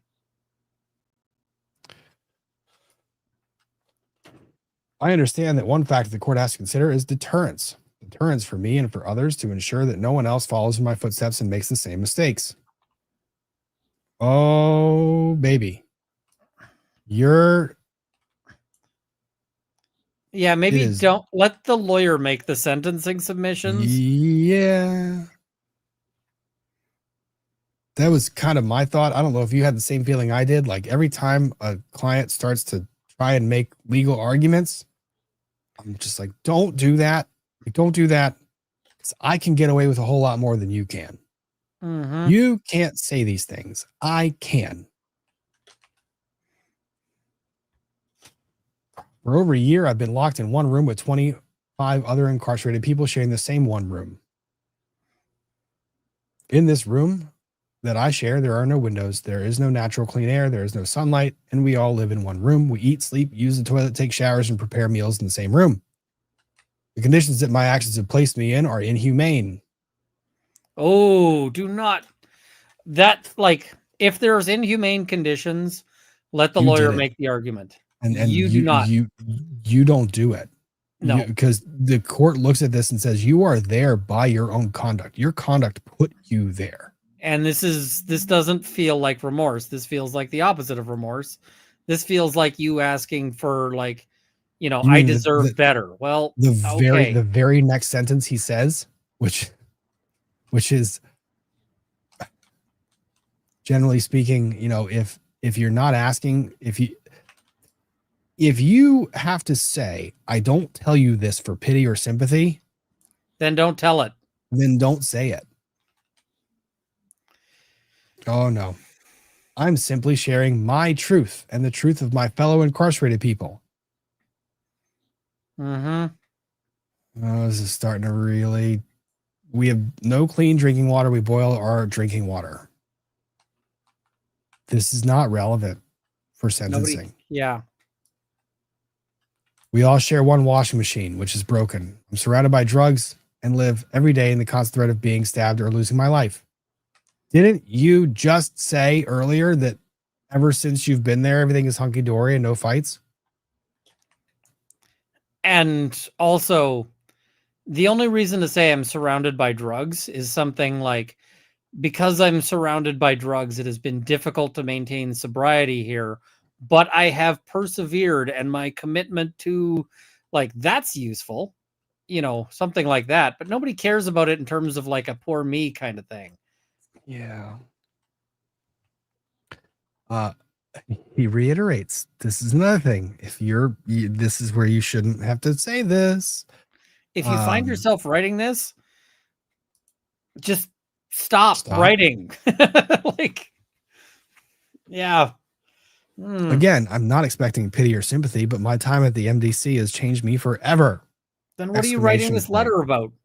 What's the point? If you're not writing it, like, prior to being in jail, I took care of and was present for my family. Being in jail and because of my... There you go. There's the first mention of it. Wow. Not until the second paragraph when you're talking about it. Being in jail and because of my conduct. But that's not properly phrased. It should say, being in jail because of my conduct. Not being in jail and because of my... Being in jail because of my conduct, I lost the ability to care for my mother. I see a request that I must go with. Oh, good request. Solid request. Yeah. Yeah, the tiny violin. Exactly. Bell makes the point. Sound like he does better in prison than free. Some of the paragraphs sounded that way, that's for sure. I lost the ability to blah, blah, blah, blah, blah. I've lost the freedom to teach my 2-year-old how to speak, dance, play, or to be there to console her when she falls down or has a nightmare. Judges are not sympathetic to that. They say that you did that. You caused that deprivation. I started from nothing and worked hard to earn everything I had. But because of my conduct, I've lost all of my businesses. I lost my career, lost the charter schools that I started, and I have destroyed my reputation and stained the reputation of those that worked for me. I lost my being present with my family. Between of all of my losses and lessons, I can state for a fact that I will never be in another criminal courtroom again, and I do not believe any other person would do anything similar from fear of similar punishment. This is very tone deaf. This is extremely tone deaf. Yeah. If you give me a chance, I would like the opportunity to share my story with people to prevent at least one person from making the mistakes that I've made. I can't change the past. You've already had that chance. Yeah, I can't change the past, but I can change the future. I know what God put me here to do, to transform me. Since incarceration, I've gone through a spiritual reset. I'm on a journey that will take time and hard work. I'm proud to say that I'm working harder than I ever have before. I'm committed to the journey of remaining a drug-free, nonviolent, and peaceful person. Is this a shocking observation? Like, do we have to say these things out loud these days? I'm committed to the journey of remaining a drug-free, nonviolent, and peaceful person. Is that like a daily reaffirmation we have to give ourselves now? Like, Rob, also, like, how much baby oil did he put on the prison commissary account? like, Is that available via the? This is something else. Mm-hmm. I thank God that I'm stronger, wiser, clean, clear, and sober. God makes no mistakes. I realize this trial has received a tremendous amount of global press. And Your Honor, I may he be makes inclined at to least express one mistake, which is oh making Diddy. no! Oh no! He says this out loud. Oh, this is not. Oh, I realize that this trial has received a tremendous amount of global press, and Your Honor may be inclined to make an example out of me. Oh yeah. That's a whole choice and a half. All right. Any notion or suggestion that Brian Steele or any one of his defense attorneys had a hand in writing this? Nope. That's not defense attorney writing. That is nope. That's the defense attorney going, no. This is the defense attorney going, I do not want to give this to the court. And him saying, no, you're going to give this to the court because this is totally going to help. And the defense attorney going, no, it's not. No, it's not. As he grabs a shovel, steps in the grave, is like, I'm helping. I would ask Your Honor to make an example of what a person can do if afforded a second chance. Oh my God. Oh, judge is like, we're going to make some examples. I don't know how it got worse, but it got worse. If you allow me to go home to my family, I promise I will not let you down and I will make you proud. He's not like an 8th grade teacher that you like. If you just don't suspend me, I'll go home and I'll make you proud. Wow. Oh my gosh. Today, I humbly ask you for another chance to be a better father, another chance to be a better son. Another and chance the judge just walks out like this. Leader in my community. And another chance to live a better life. Oh, here we go. You know what really sells it? When you say it the third fucking time. I am not writing this to gain any sympathy or pity. See, what I believe is that the lawyers told him, don't ask for sympathy or pity. And that then he's like, I'm going to just say I'm not asking for this like 20 times and that'll work, right? Jeez. I'm not writing this to gain any sympathy or pity. The experience is simply the truth of my existence. It has changed my life forever, and I will never commit a crime again. Thank you for your time and consideration, Sean Combs. Well, that was a whole ass choice. Wow. Huh. We're in danger.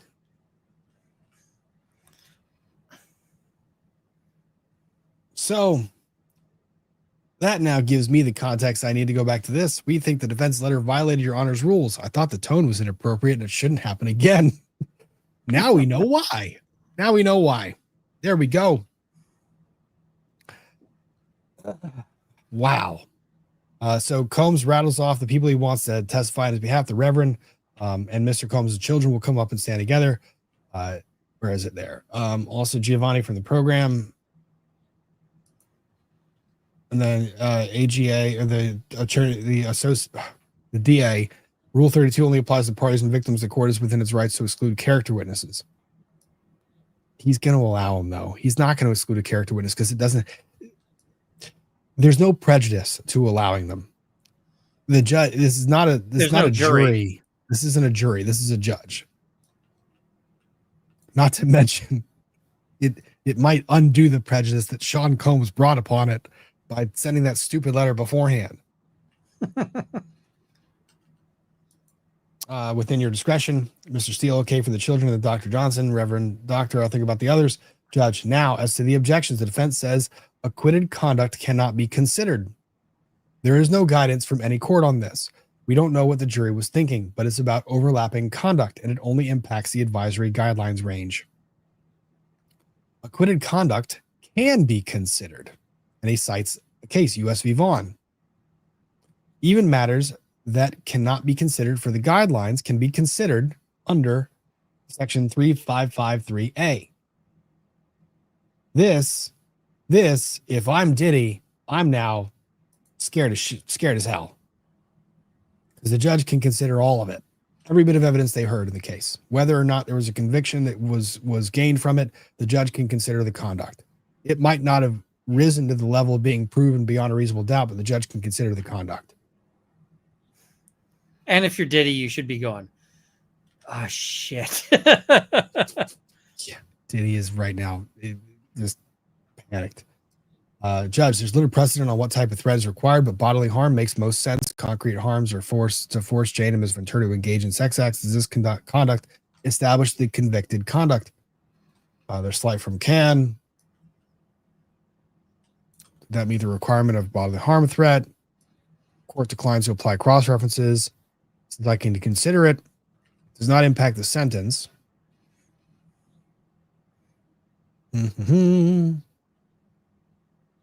No enhancements. Government objects to probation, not considering Jane and Ms. Ventura as vulnerable victims. I overrule this. What made Combs' coercion effective was their condition. Anyway, the court would reach the same conclusion. Now, Mr. Combs' objections. Mr. Combs objects to the characterizing Ms. Ventura and Jane as victim. What? That's the wrong move. That is overruled. Yeah, no kidding. Mr. Combs also objects to the escorts who were characterized as victims. What? That's like directly what he was convicted of. Yeah. Like, I can overruled. see the argument about like, hey, we're not going to go with the unconvicted things, but yeah. Yeah. They were transported for the purpose of engaging in commercial sex. Yep. They are victims. Judge, there was, rattles off list of names. As to coercion, when something is voluntarily, it is uncompelled. That's from Black's Law Dictionary. It's a broad concept. The threat to release videos and to Jane's home, that's coercion. See, we're learning very very difficult things to understand in law. When you threaten to release videos of the victim, that's coercion. Mr. Combs said he was paying for time, not sex. That's contradicted by reality. He's not expressed remorse for transporting people for prostitution. He's challenged his guilt full-throatedly, including after the trial. He wants to apply 0-point offender provisions from 2023, but 2024 on other issues. That's not possible. He objects to the $5,000 assessment under the statute because there's no victims. That is denied. He has assessed that. I have the forfeiture order. Is this your signature, Mr. Combs? Yes, sir. Mr. Steele, did you review it? I did. I incorporate the order in the judgment of the case. All remaining objections are overruled. Combs' attorney, although you say some points don't impact your sentence, it might impact his eligibility for low categorization if you impose an incarceratory sentence. Judge says we can address that. Combs' attorney, Shapiro, I'd like to make some more points. We briefed extensively. Judge, 380 pages. When the judge says 380 pages, that is your opportunity to sit the fuck down. When the judge says I had to read 380 pages, the judge is telling you there is nothing that you are going to say out of your mouth right now that is going to persuade me because you were dumb enough to send me 380 pages.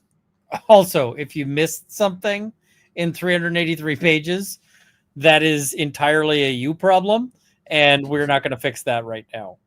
Like, That is 380 pages, a lot. That's a lot. Shapiro, we raise due process, the fairness concerns set forth by Justice Sotomayor. We believe mitigate our interpretation and preclude the court under 3553. Shapiro, I wanted to preserve this for appeal. Should there be an appeal of your sentence? Judge, it's preserved. The PSR says the offense level is 27. I agree with that. Criminal history category is 1. It leads to the guideline of 70 to 87 months. So at this point in time, Diddy would have been advised by his attorneys that the judge is going to land within the guidelines and may deviate a little bit low, but ain't going that much lower.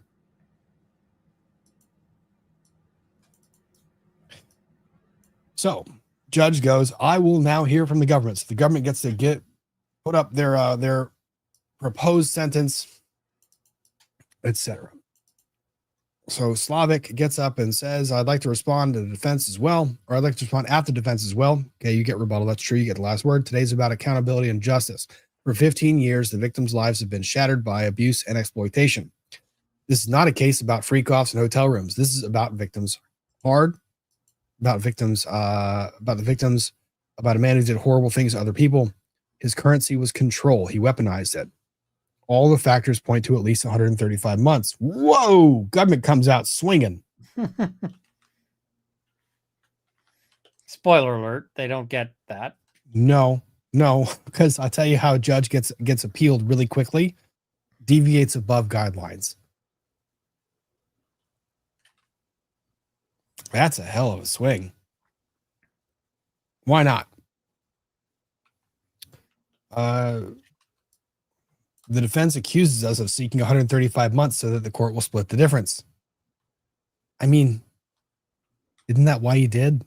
Realistically speaking, like, can we just be real here? Like, lawyer to lawyer, you know damn well you went for 135 months because you knew the court was going to go not that high, right? I mean, I don't think it was an insane ask. It's a big. hefty ask, but I don't think it's a hefty ask. In light of the NGs on the other substantive counts, that's a pretty hefty ask. Yeah, but if the court's entitled to consider the other stuff, the court can go spicy.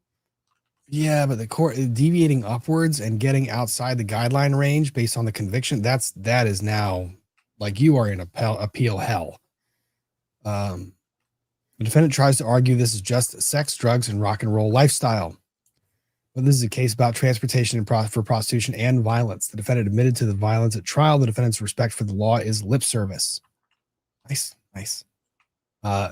Then here you go. Here's the bombshell. Mr. Combs has booked speaking engagements for Miami for next week. That's so fucking stupid. This is the height of hubris. He did this for 15 years and was responsible for transporting many escorts. That's a lot of freak-offs and a lot of hotel nights. He knew it was illegal. Who the fuck signed off on him booking speaking engagements next week? And whoever it is, fire that person like out of a cannon into the sun. And how did you think that the prosecutor's office was not going to find out? I mean, that is one way to guarantee incarceration. Even if the judge was inclined to accept time served, I can see a judge saying time served, but beginning next month. Like, this is one of those situations where you see a judge just take the thing he's already written down, move it over, like, and then grab a new page and start writing. It's like, if the judge was leaning towards like, maybe I really am considering this time served. Oh, he booked a speaking engagement next week. Oh, it's a paid speaking engagement. Oh, all right. So we're not doing that. Yeah, this is somebody who's really taking the judge for granted in a way that is not advised. We'll go with that. And there's no way of fixing this. If you get up as the defendant, you're like, Judge, I did this because I was gonna get back out there and I was gonna try and encourage more people not to do what I did. Then why are you getting paid for it, douche? Are you kidding? What's wrong with you? Like I'm all for people having effective PR managers and effective managers, and you make that money. But you make that money after the judge does the sentencing. You make that money in a way that is like insane and does not yeah. Even in cases that decline to apply the cross-reference, significant sentences are handed down, including in this district. Consider the U.S. v. Dylan Jordan. See, I love this. Inner City Press has covered it. Here's the story to him covering it. Yeah, this guy covers everything. In Jordan, the defendant had been convicted and imprisoned in Cuba in the years prior. Am I correct? That's why the judge Cronin varied upwards. That's correct, as well as other factors. So there's a distinguishing feature. It's also a case by Judge Kimbo Wood. Mann Act cases with fear, violence, and threats routinely get significant sentences. This is not a simple transportation case, but it has major aggravators. As to Cassie, he hit her and stomped on her. Yep. The video from the LA hotel was played many times at trial, and it never got easier. As to Jane, he punched her, he slapped her a little over a year ago. He knew he was under federal investigation at trial. They said they owned the violence. Huh? Yep. Sex with strangers. They didn't want to do it. He forced them to. That's a whole lot. The AG says he had an escort urinate in Cassie's mouth until she choked. That's testimony that happened in the trial. Victim said she got PSD and anxiety. This is dark. Long lasting damage. Blacklisted her once she spoke up. Chef wrote about how she was impacted. It was real and serious. He downplays the abuse, calling it rare, but it was not rare. He was violent with her at any time. It was not mutual. You saw no photos of the defendant with injuries. He blames doctors for prescriptions. He pretends he is the victim. He hasn't accepted responsibility for his criminal conduct. The information provided to his expert was incomplete. That's Dr. Hughes. He will pose a danger at any age. He choked Jane at 54 years old. Oof. This is a lot. Prostitution causes other problems. It happens out of public view. General deterrence is necessary. Send a message to all victims and to the public that this defendant's crimes are serious. You could encourage or discourage abusers. At least 135 months are necessary. Let's take a break. That's a lot. So Combs' lawyer gets up and starts arguing. Thank you for being so permissive with the microphone for us today. I'm going to talk about sentencing disparities. A blind reliance on the guidelines can create disparities. Oh no, you're already going with the stretch argument. Okay. Then you go on the distinguishing factors between these two different cases. In John cases, the average sentence is 6.7 months. And really, you're going to try and compare this to that? Really? With what was presented at this trial?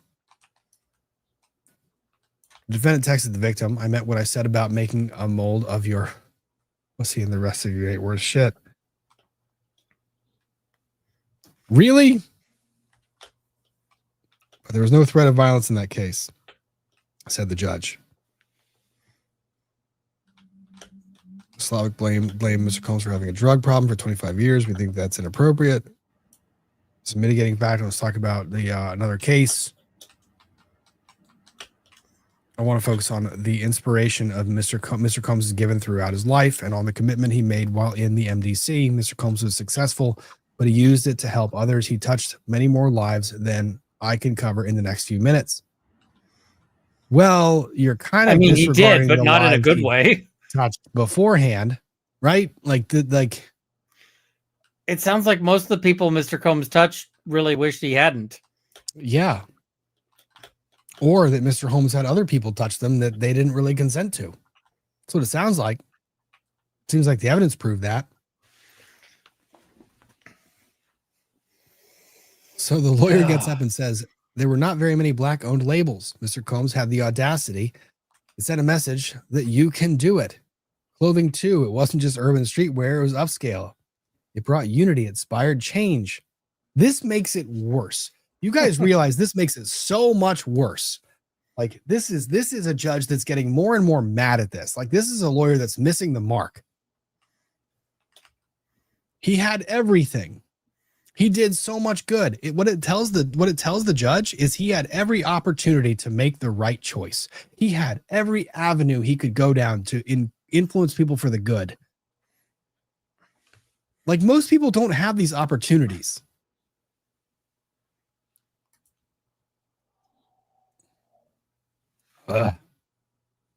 In spirits, our community finally had a seat at the table, a voice, a real voice. Then there was revolt.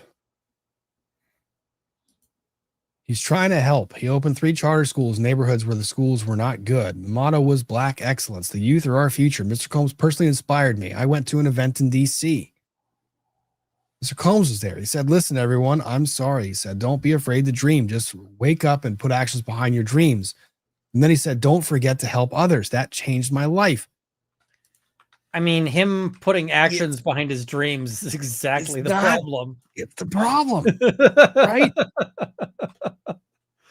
Like, you know, normally we say don't let your dreams be dreams, but if you dream of doing horrible shit to people, then absolutely let your dreams be dreams. Because this is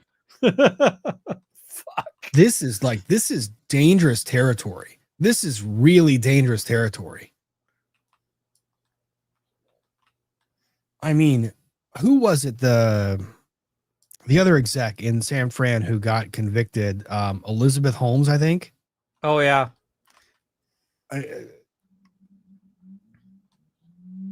With her, it was, this is what this person can do in the future. But even so, it was a lot of it was missing the mark. This is just completely on a different planet. When you look at the conduct that the government presented evidence of, let's say, hypothetically speaking, now it's remorse time, not he's going to be great. Well, let's say, hypothetically speaking, that Judge Subramanian agreed with the defense, and judge says, I cannot consider any of the conduct. That's what I'm saying, is if the judge had ruled preliminarily and said, I can't consider any conduct for which this individual was acquitted. At that point in time, maybe you make this argument. And it's maybe. But when the judge makes the statement that he can consider all of the conduct, it is straight up danger. Will Robinson, choose a different path. But they didn't choose a different path.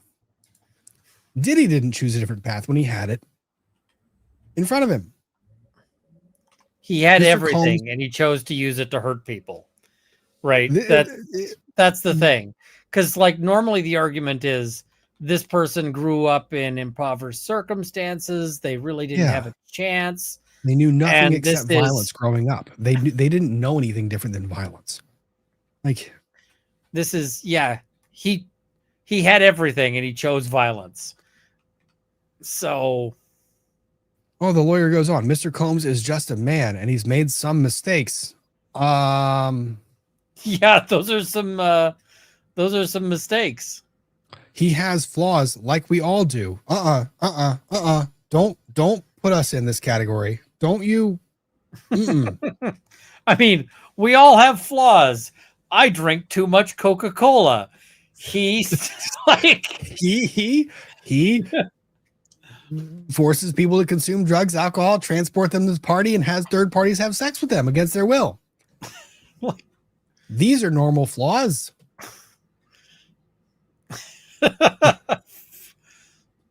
What the hell? But how many of us can say that we've helped so many lives, countless lives? He's been in jail and he's remorseful. I spent every day speaking with him. In the MDC, he started asking people their dreams. Uh-oh.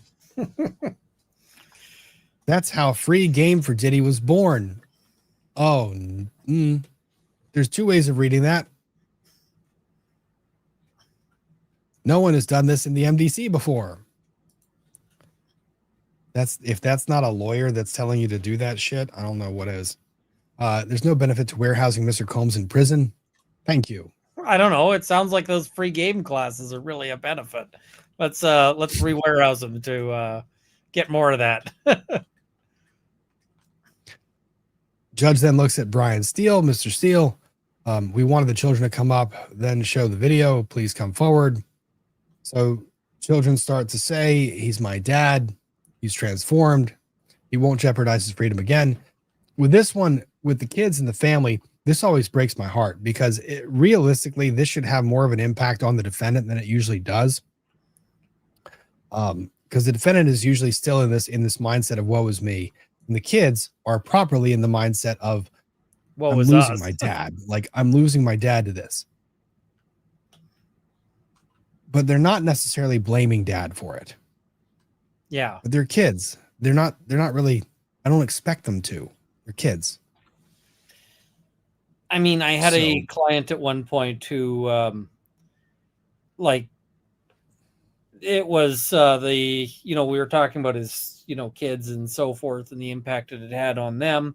And the judge was like, so where are your kids? Are they not? And it was like, Your Honor, far from here. Like, that is not something we're doing here because they don't deserve to be like dragged into this. And the one thing he doesn't want is he's deeply ashamed. He doesn't want to see his kids to see him in in shackles. And he's like, okay, then the fact that you're not using your kids as a prop is beneficial because it does feel pretty gross, right? I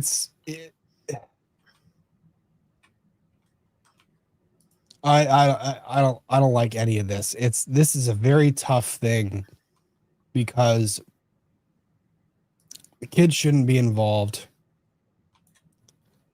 They were involved.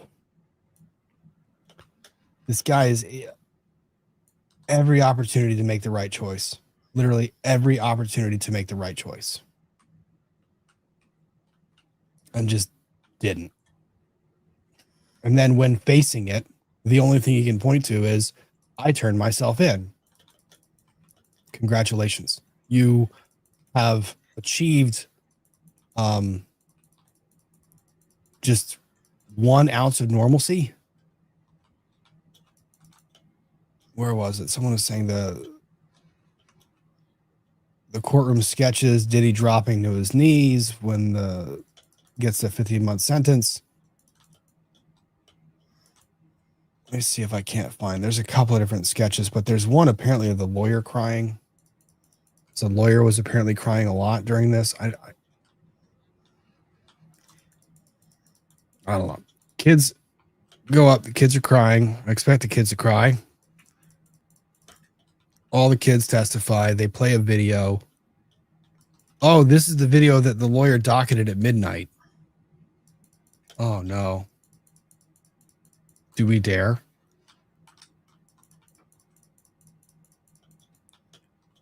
Oh, my God. It's produced. Oh, no. We have to.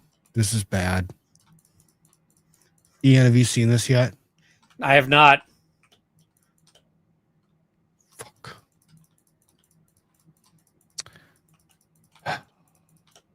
It's gonna be bad.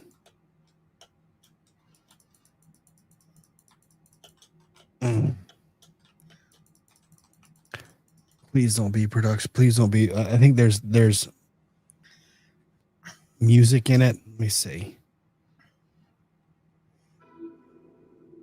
Well, you give it. There is music. It's played in court, right? I'm gonna win this. Yeah, I'm gonna win this. I don't know. You might get taken down right now, though. Oh, damn it! Yep, I can't do that. It's a sympathy video with him and the kids. Lifetime Achievement. Here, we'll fast forward to Lifetime Achievement Awards.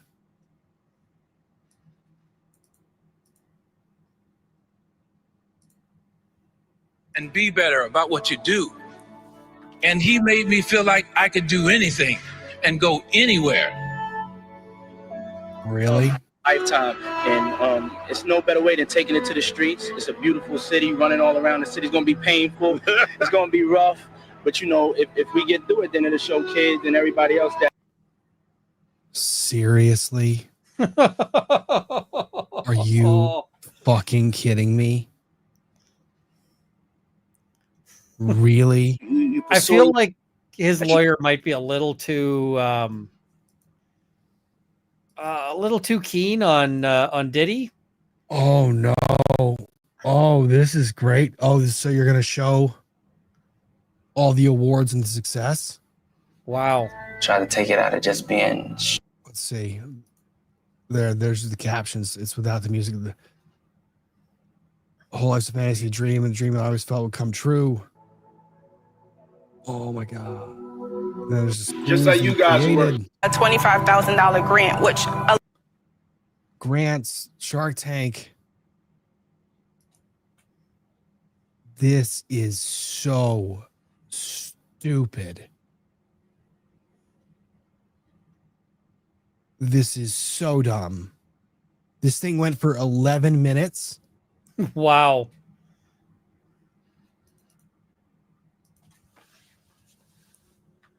Oh my god, that was so dumb.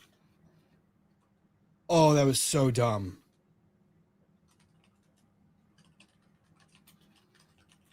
That is the worst. Oh. And 11. It's I like would a have just Lifetime been sitting there Achievement as the video. judge going like, is there anything else you would like for me to like add to your client's sentence? I don't know if that fucking video was produced for some like Lifetime Achievement Award from the VMAs or if that was actually used at sentencing. What the hell was that? Yeah. Ugh. Holy crap.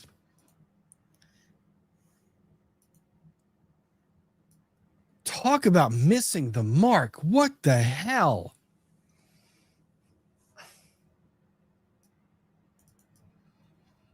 That was a choice.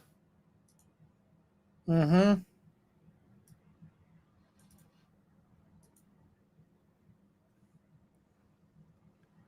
Okay. 1:10 p.m. Video is over. Honestly, I can kind of feel how you said that. Mr. Steele, who are we speaking next? The Reverend Dr. Johnson, man from the reentry program. If you would permit any more lawyers, myself and Mr. Donaldson.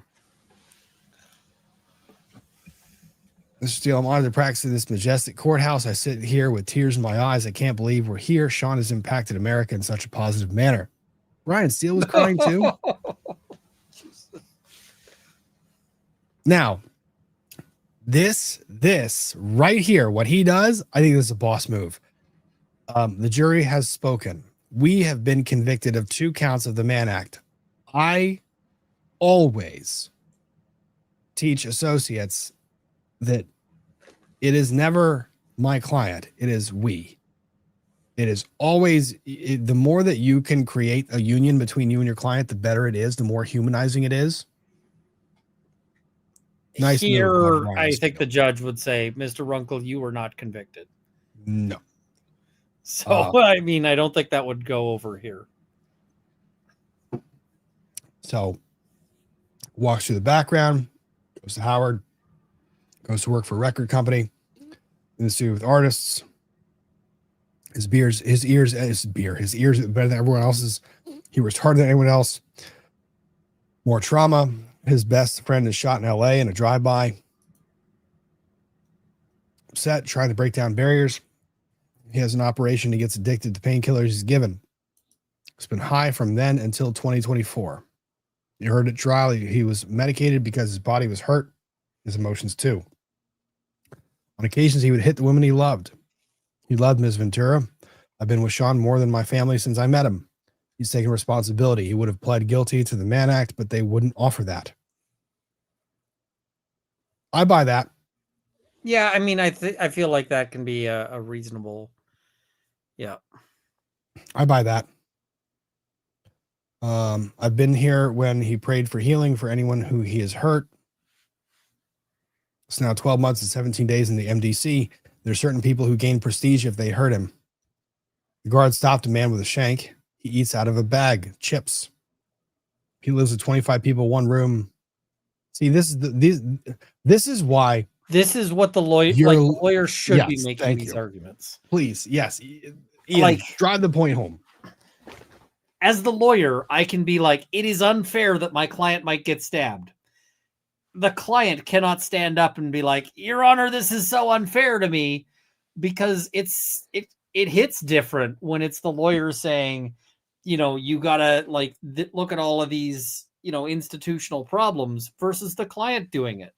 I never want my client to be arguing, woe is me. I can argue woe is the client. Like, that's perfectly fine. So, 100% go with so dumb. Your lawyer makes this argument because the judge also knows what's going on in the MDC. The judge is not immune to this. And if the lawyer thinks it's bullshit, he'll be like, Mr. Runkle, move on. Yeah. Whereas if the lawyer thinks it's bullshit from the client, it'll be like, all right, I'm adding days.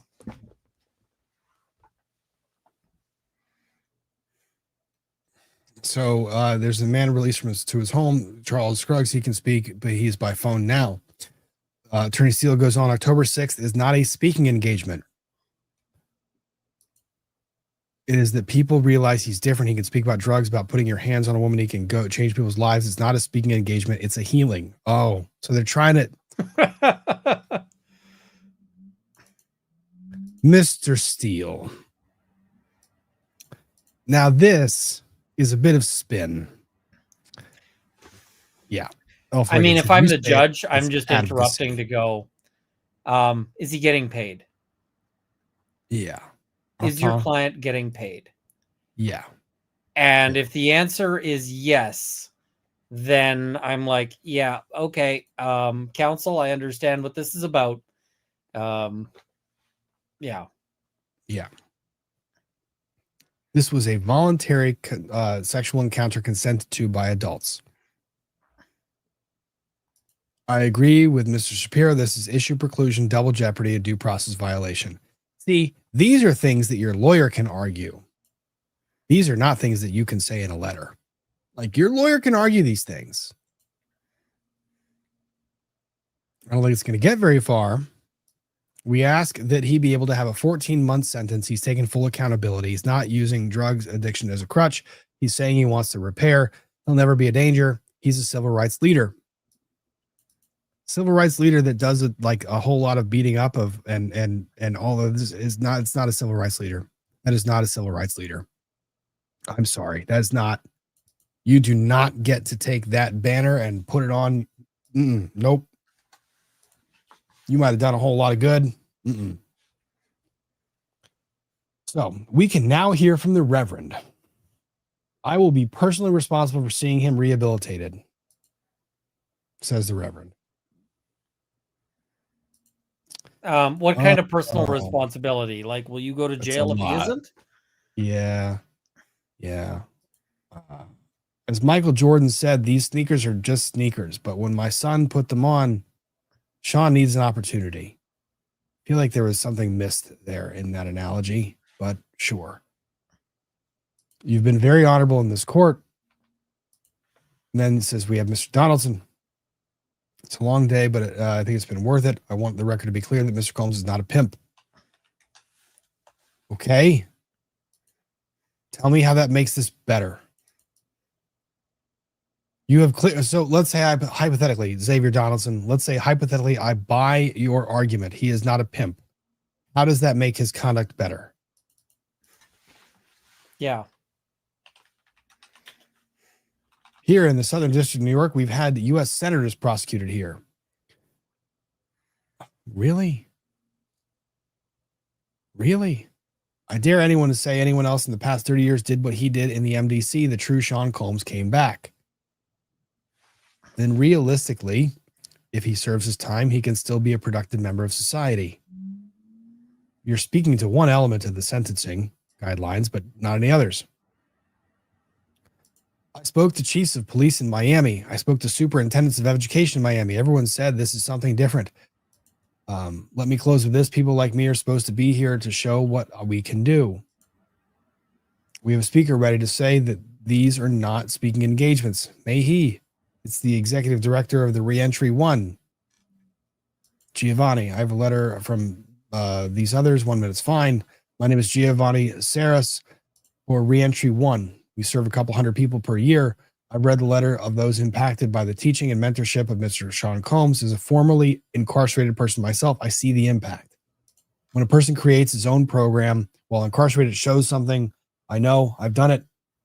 So it's not unprecedented. I'm just kidding. That was a bad joke. Not even a parking ticket since I work with probation.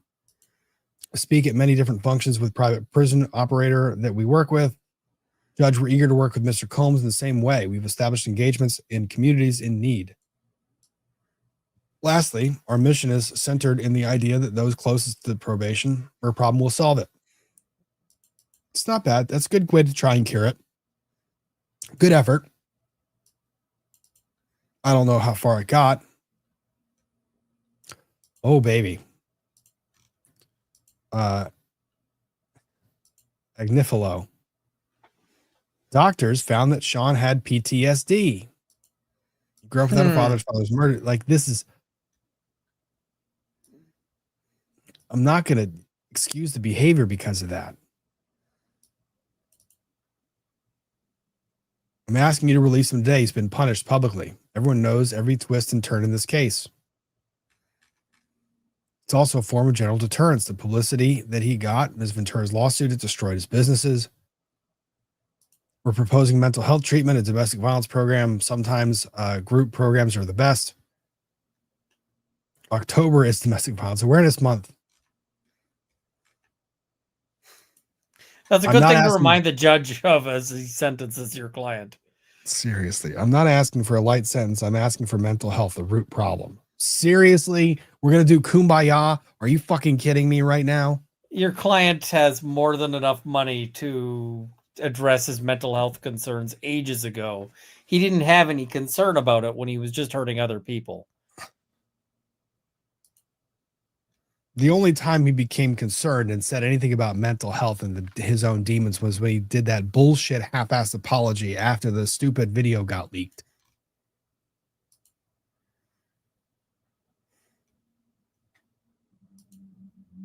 So they go, U.S. goes back and argues for additional time. Ask for a significant sentence here. Take a comfort break. They come back. Sean Combs. Oh, baby. Oh my, this is going to be tough. All right, so here we go. One of the hardest things I've had to handle is, so this is Sean Combs, having to be quiet and not express how sorry I am for my actions. I don't take that lightly. I'd like to apologize to Cassie Ventura and her family. I apologize to Jane for bringing you into my mess. I'd like to apologize to all the victims of domestic violence. You are not the banner. You don't get to apologize to all of the victims because just of you. I know the disgusting video triggered people. I was sick from the drugs. I needed help, but I didn't get the help. Seriously, that is not the same as accountability, Mr. Combs. I knew better. My faith taught me better. I'm not this larger than life person. I'm just a human being who beat the shit out of the women he said he loved. Trying my best, I lost my freedom and the opportunity to raise my children and to be there for my mother. I lost all my businesses. That to yourself. I hate myself right now. I've been stripped down to nothing. I want to apologize to my 7 children. I'm so sorry. You deserve better. To my mother, I feel you taught me better. I let down my community. I wanted to show we could take care of our own problems. I got lost. I'm not this bad person. Sorry to my community. I let y'all down. People can change. I know. I've changed. Sometimes you have to go through life experience. I don't want to let God down. He keeps going. If Your Honor gives me a chance to share my story, this has a positive impact. Thank you to the jury. Your Honor gave me the confidence in the jury to believe that I did not have to testify. They sacrificed 8 weeks. I thank them for not guilty. That can be kind of tough too. Take full responsibility for the Mann Act convictions. They want you to make an example of me. I want you to think of making an example of what a person can do if they get another chance. Oh, don't quote your letter. Don't quote your letter. Don't do that. That's a bad move. Your letter is awful. Consider the beautiful children who spoke for me. Oh, I know that I'm truly sorry. Thank you, Your Honor. So the judge takes 5 minutes. Judge starts off, I want you to be clear, you're not being sentenced for acquitted conduct, but under 3553, I must consider many things. Ms. Combs, you're a self-made artist who's inspired the community of color. We saw the video, free game course in the MDC. The court hopes you continue to expand it. You are devoted to your family. The court, of course, considers the collateral consequences. The court has to consider all of your family history, all of your history here. History of good works. Yep, here's the line. Every judge. A history of good works cannot wash away the record in this case. You abused these women. You used that abuse to get your way. Freak-offs and hotel nights, the evidence of the abuse is massive. I was sitting right here during the testimony. This was subjugation. That is real. That is the reality of what happened. These offenses irreparably harmed 2 women. You plied them with drugs. Why did it happen so long? You had the power and the resources to keep it going. You were more than a John. A significant sentence is required to deter. You say you're sorry and you won't do it again. After the civil lawsuit was filed after the video was public and the investigation started, you had a brutal hotel night with Jane, punched her in the head. Judge goes on. Jane said he told her, take this pill, go out there and suck his dick. Fuck him. I don't care. The court is not convinced this would not happen again. The court has considered the programs. They are outweighed by the trial record in this case.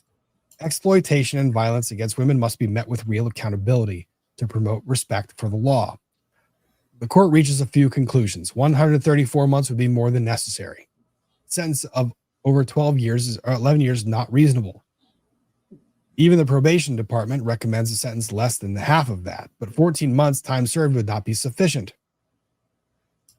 Weighing all that, the court determines that the sentence of 50 months of incarceration.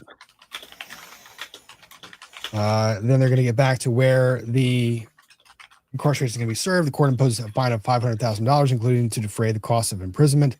No restitution, but forfeiture is reflected in the order. $5,000 fine and a special assessment of $200.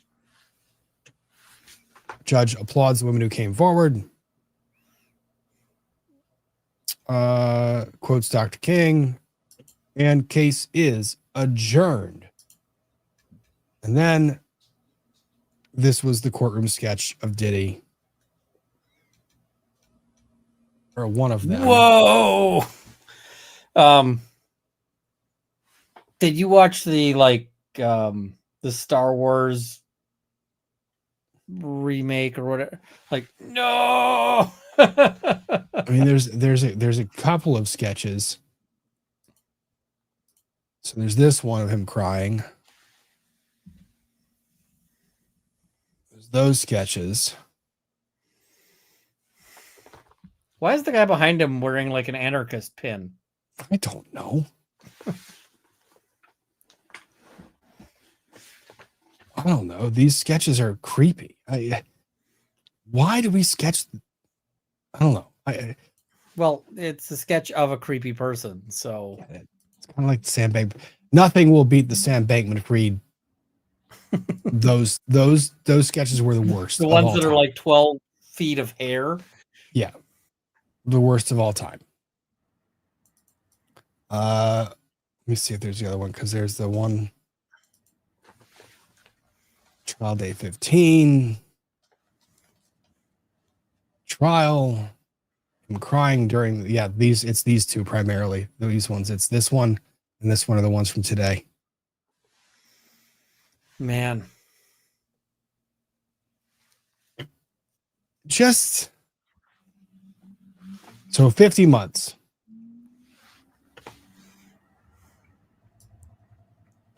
Okay. Okay. I mean, it is what it is. It's time. It actually is somewhat accountability. Yes.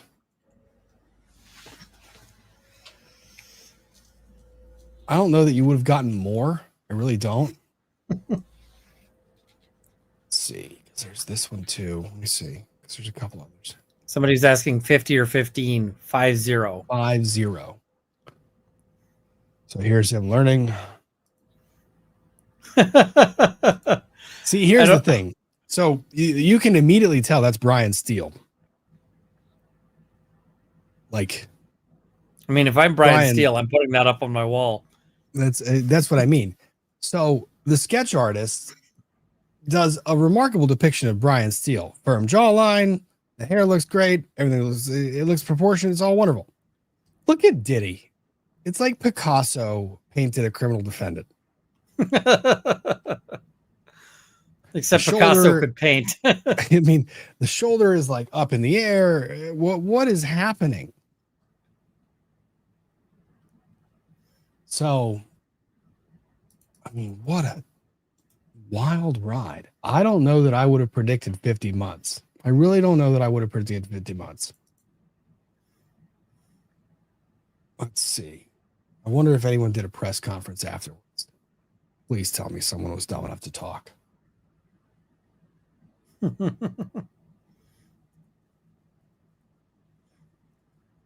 don't think so.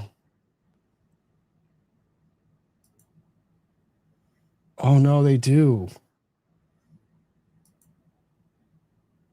Okay, hang on.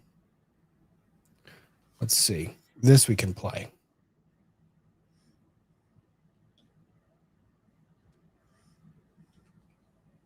You're hearing Diddy's attorneys speaking to the media after he was sentenced earlier today.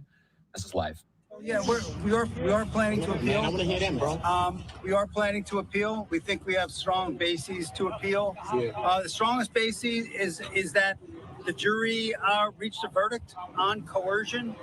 It found there was not coercion, and I think the judge said coercion today as a basis for a sentence at least a dozen times. We think that is unconstitutional. We think that a jury verdict should mean more than our jury's verdict seems to mean, and so we are planning to appeal. Absolutely. Files a cross appeal. What would happen in that regard if they filed a cross appeal and then could Sean Diddy Combs get a higher sentence? Look, do you see the face? Do you see the face? He's like, what? That can happen? Yep. And Elf Wiggins, yep, this is what I was thinking too. Like, the judge chose number right in the middle of the guidelines, like right in the middle. This lawyer, I want to rewind that. The look of shock. What would happen in that regard if Absolutely. files a cross appeal? What would happen in that regard if they filed a cross appeal and then could Sean Diddy Combs get a higher sentence? He would not get a higher sentence, and they're not gonna cross appeal. They're gonna cross appeal. They're good. They'll respond to the appeal, and it'll be decided by the.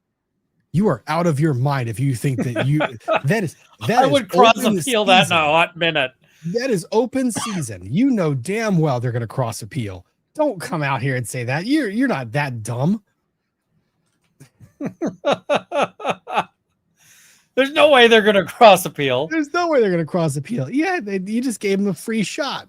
You literally just gave them a free shot. They're not going to appeal that. They're not going to appeal the judge's disposition. They can't. I mean, technically speaking, they could. They can appeal the sentencing.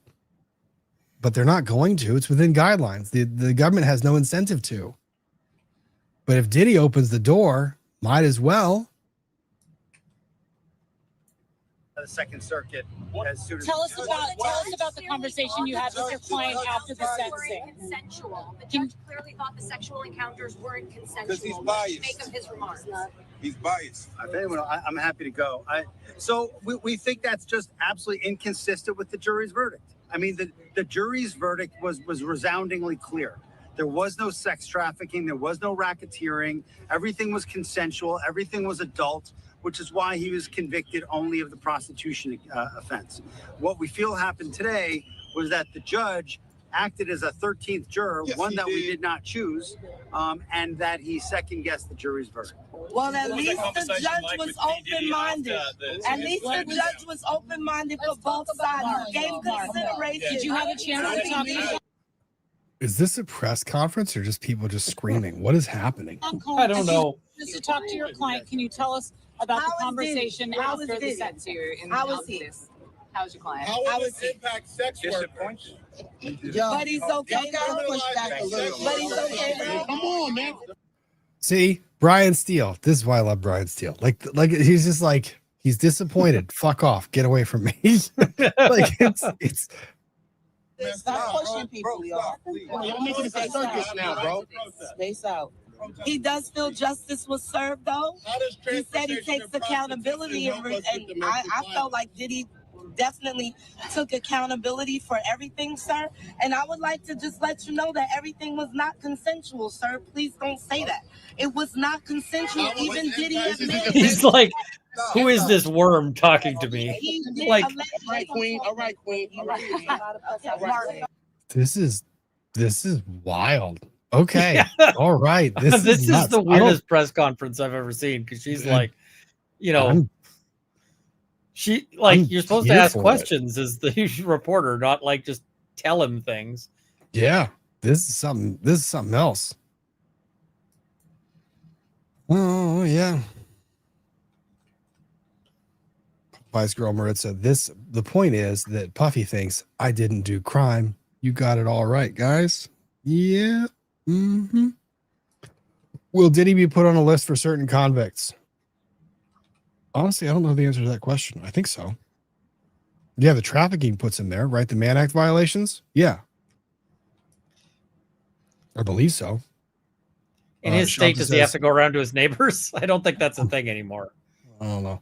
I think based on the size of his estate, I think he's far enough away that he wouldn't have to announce it because he lives in a different zip code. Shanta, 50 months, but 85% of it really. Then minus time served, just over 2 years to go. Pretty much. It's not the most significant sentence. So here's the thing. A lot of people are pissed off because it's too light. A lot of people are pissed off because it's too heavy. The issue is he was convicted of only 2 of the charges that were brought against him. This sentence, when you consider what time he's actually going to serve, is right around that, like, I guess the magic number when you consider what the jury convicted of. I don't have any issue with this. I think this is proper given what the actual verdict was. Can you talk to us about talking to Sean after? I'm not. Obviously, you spoke to Sean. I'm not going to talk about what Sean and we discussed. It's a privilege. We all feel comfortable bringing. And tell us what location are you going to recommend? No matter which community it impacts. What are the next steps? Why weren't the sex workers on trial today? Hey, hold on, bro. Wait, what? Stop, bro. Brian Steele is the smartest man in that entire group. He is just, his jaw is locked. He's like, I'm not answering a fucking question. This is a press conference. What's next? Yeah. Why weren't the escorts That guy needs to shut his mouth. Holy crap. Facility for Mr. Combs. We're going to ask the judge to recommend that. We are very serious about pursuing an appeal. So we have a number of things all going on at the same time. I think that's all. And you got about 14 days to start doing that? Yeah, the dude with the glasses needs to like learn the word shut and also the fuck up. This is wild. Yeah. I'm just like, wow. Dude, no. That's a lot. Yeah, that's I'm nervous because it says that there's 30 more seconds. How? 14 days to put that in motion. Thank you, guys. Great job, guys. Sean Diddy Combs' legal team, including Oh, good. They take over. Okay. So there was that. I don't know what I was expecting. We talked about Whatever the press it was conference afterwards. whatever you were That. expecting, that probably wasn't it. No, that was pretty weird. And what's odd is there were news crews that had cameras set up outside the courthouse for 11 hours. Like all day today, people were set up outside the courthouse. So let me see, because someone was asking if I could repeat what the actual charges were. So can I note I had a trial where the media set up to wait for like me and my client to come out, and I went out a different door that nobody was out behind, and I just dodged them all, and they were so pissed. They're like, shit, I got a call from one of the media people who was like, how dare you? And I'm like, dude, who do you think I'm here to help? Because it ain't you. Yeah, it's not. I'm not. Doesn't help my client. Doesn't help my case. You're not entitled to my commentary. All right. So I wanted to get the picture of sad client leaving or whatever. And yeah. I'm like, yeah, no, we're not doing that. Thanks. So 3 days of deliberation. The jury found Combs not guilty of racketeering, conspiracy, or sex trafficking. He was found guilty of 2 counts of transportation for the purposes of prostitution involving Ventura and another former girlfriend and male sex workers. So the convictions, the two charges he was convicted of, carry a maximum prison sentence of 20 years. So, yeah. 4 years, 2 months is what the sentence was. Prosecutors were asking for 11.25 years. Somebody's saying chance of winning an appeal. I think hilarious to laughable. Non-existent. No. Maybe they can nitpick over the appropriate guideline selection, but I don't see that being an error of law. I really don't. I think the guideline's appropriate. It's just, I don't know. People are so upset. I guess in any direction when it comes to the Diddy stuff, they're just mad. They're just plain mad. They're mad that people are mad that he didn't get sentenced enough. People are mad that he got sentenced too much. People blame the escorts. People blame everybody else. Hey, Diddy is doing time for conduct that, what's odd about it is statute of limitations had lapsed on any of the actual domestic violence. I think that's the part that is frustrating to a lot of people. He did a whole lot of bad things on those videos, and the statute of limitations had lapsed on them. Yeah. So I can understand why people are upset about that. All right, let me see. Getting caught up. Caitlin, we talked about that already. Creed M, since GPT is not a person but a program, if I label the chat as legal attorney's eyes only, can I argue that the chat is just like me writing an email to my lawyer? It depends on the substance. Just because you write something on a legal pad that says attorney's eyes only, if you say, hey, attorney / get this to my mom so that she can hide the drugs that are underneath my bed, it's not work product. Now, it might be attorney communication, but you have to intend it for your lawyer. Yeah, and just because you write it, like if you write attorney's eyes only and then you put that on a billboard, they're obviously not going to be like, oh yeah, that's totally solicitor client privilege. It's totally covered, right? Because you put it on a billboard. So if you write attorney's eyes only and then you send it to ChatGPT, well, then now you've sent it to somebody else. So yeah. Yep. Melissa Webb, happy FNF. Glad to see both of you on here tonight. Thank you for being here, Melissa. Very much appreciated. DSN, thanks for the super sticker. Jen, Javier, Thank you for the company while I recover from brain surgery. Hopefully the surgery went well. Whoa. Surgery is going swimmingly. I mean, it's not often that I get to say, congrats on the brain surgery success. Hopefully the recovery is without issue. And thanks for being here. Fiona W., thank you for gifting memberships. Sandy, it's your birthday, Sandy. Well, it was your birthday this week. You're supposed to not be doing any work and enjoying life, but thank you for gifting memberships. Shanta, that was a question Ian just answered. What are the chances of winning on appeal? No. Slim to effing none. No, it's not going to happen. Well, that is a screen name that is just rife for pronunciation.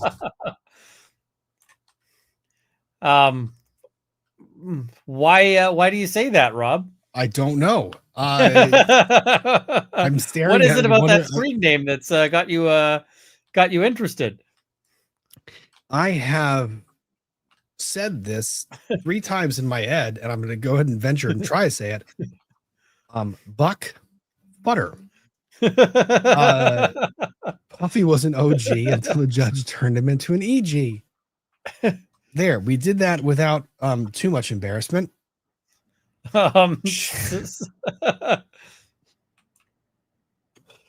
Well, Shaby, thank you for gifting 50 memberships. Thank you very, very much. Chiming in saying 3 years. Thanks for the 3 years sticking around as a member. Let's go green. Turning the entire chat green. Thank you, Shaby, for all of the support. Judy, you got this. 30 months and 30 years of marriage. Congratulations on the 30 years of marriage. And thanks for being here. Hopefully you have a wonderful anniversary. Way to go. Absolutely way to go. So that's the end of the Diddy saga, at least for now. What a disaster. I did not realize that letter would be the gold that it was. Holy crap. That was, quite frankly, just horrible. I thought that was a good idea. Anyways, I was going to get into some of the Brian Walshe stuff. I think I kind of just want to cover it by article because I think I want to hear the motions arguments heard before. We can talk briefly about where was it?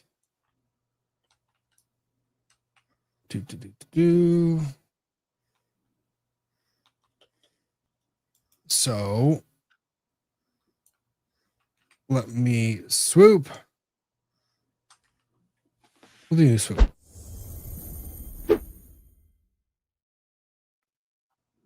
I love the swoop. Yeah, swoop's fun. Brian Walshe case. Really ugly facts.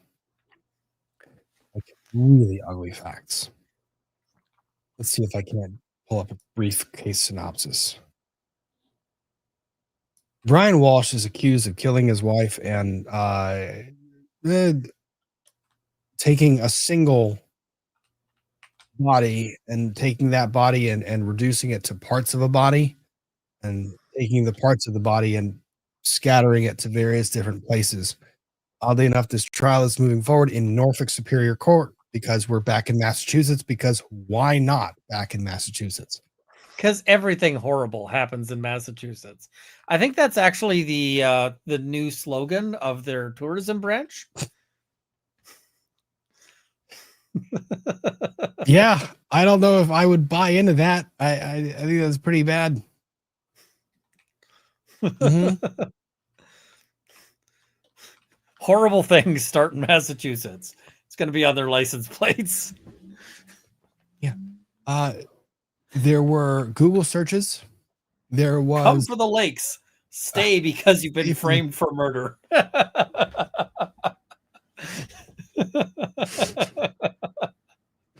I assume Massachusetts has lakes. I mean, there's other ways. Like if we do the dark humor thing, you can say, "Come for the lakes, stay because you've been dismembered and scattered in different places in the state."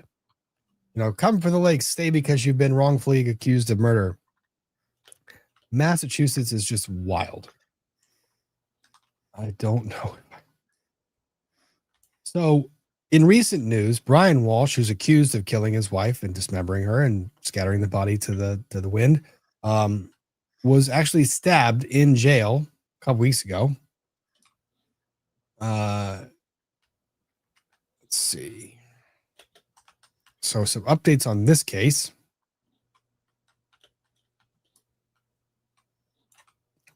Let's make that more visible. No, I do not want to be reminded later. CBS News, leave me alone.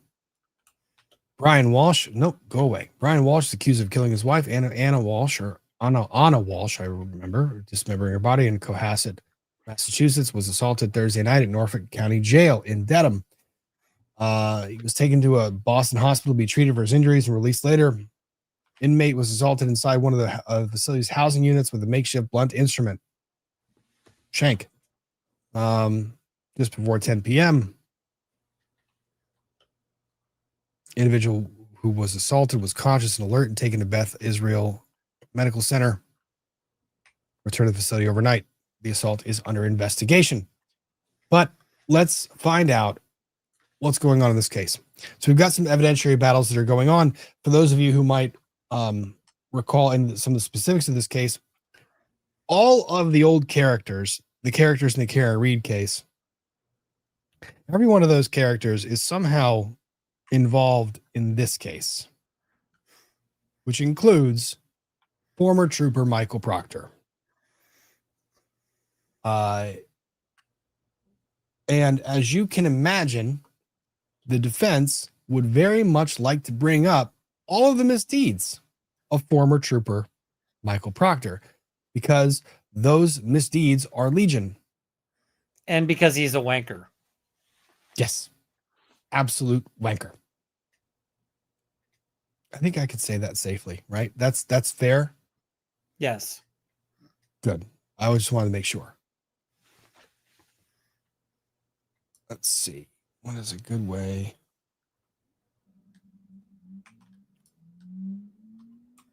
Among the things that the Commonwealth wants to introduce, for example, are statements purportedly made by the defendant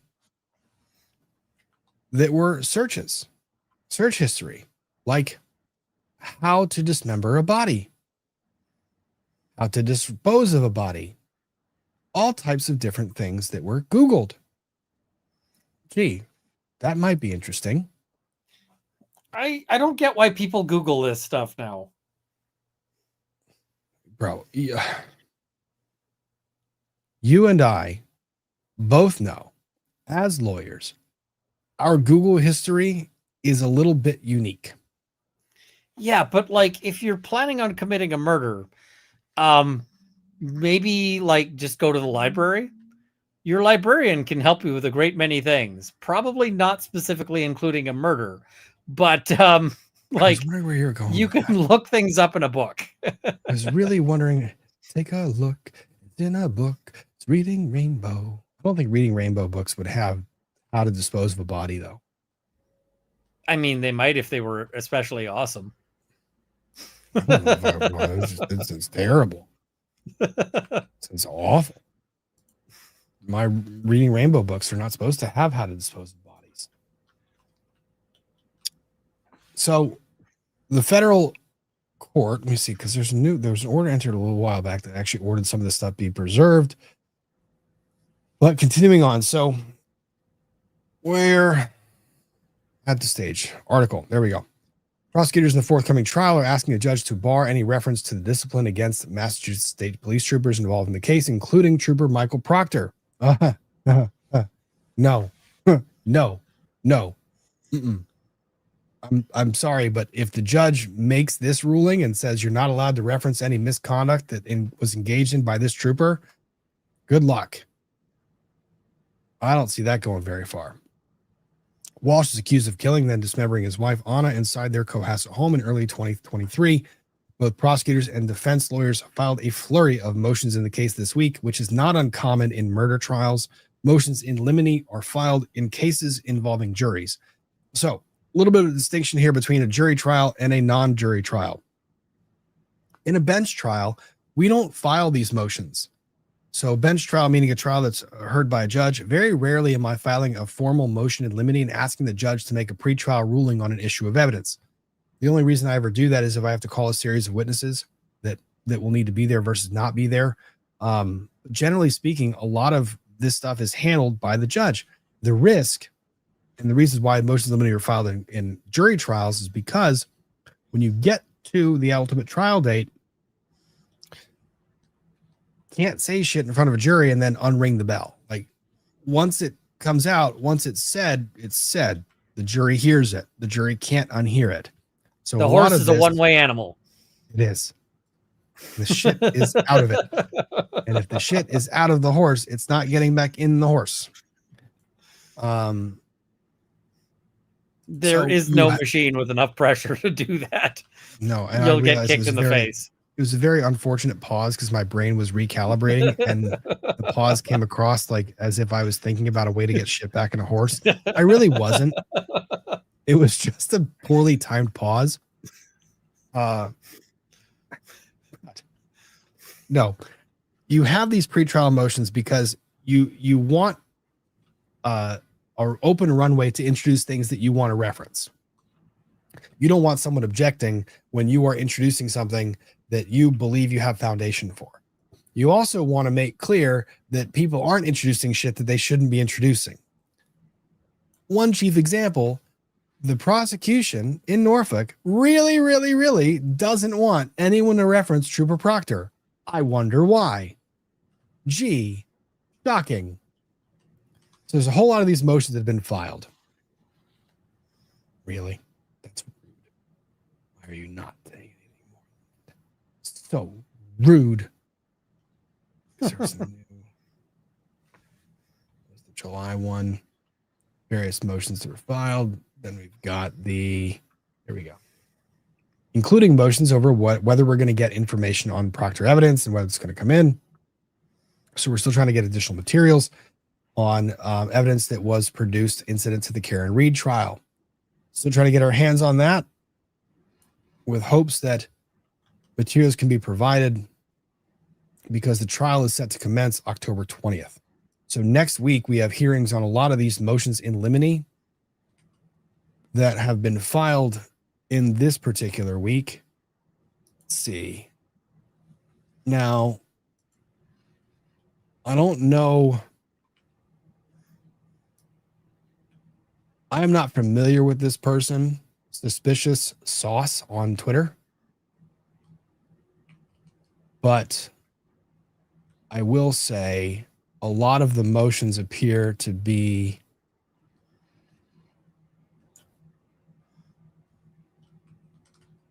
at least on their Twitter feed. So we can see that we've got various of these motions in limine. So the Commonwealth's motion in limine to admit evidence concerning the defendant's federal charges. Okay, so they want to introduce the federal charges. I don't know that you can really introduce pending charges. I think that seems like an overstretch. Unable to move because of federal charges for wire fraud. Oh, you know what? If it's a predicate for leading to the murder itself and the circumstances that might give motivation or motive for the murder. Yeah. Yeah. That's fair game, right? Potentially. I mean, if it's actually a relevant thing. Now, if it's just he's a bad person, then they can go F themselves. Interesting. Committing crime federal charges. During the interview, he stated that Anna was upset at the thought of him going to federal prison for 6 months. The defendant said, after all of this, because we had been apart for so long, she's like, why do we do all this house and running the townhouse and all the traveling? Why do we struggle this much? I mean, the cost of not being together. I remember being very upset when I talked to her about it. The defendant owed significant restitution. This is sounding it's leaning towards the fair game. Meanwhile, Anna had expressed frustration with her children not being with her in DC. Told a friend that she and the defendant had a big argument over Christmas when she told him he needed to take accountability for his crime and if necessary, accept a committed sentence. It's getting more relevant to me.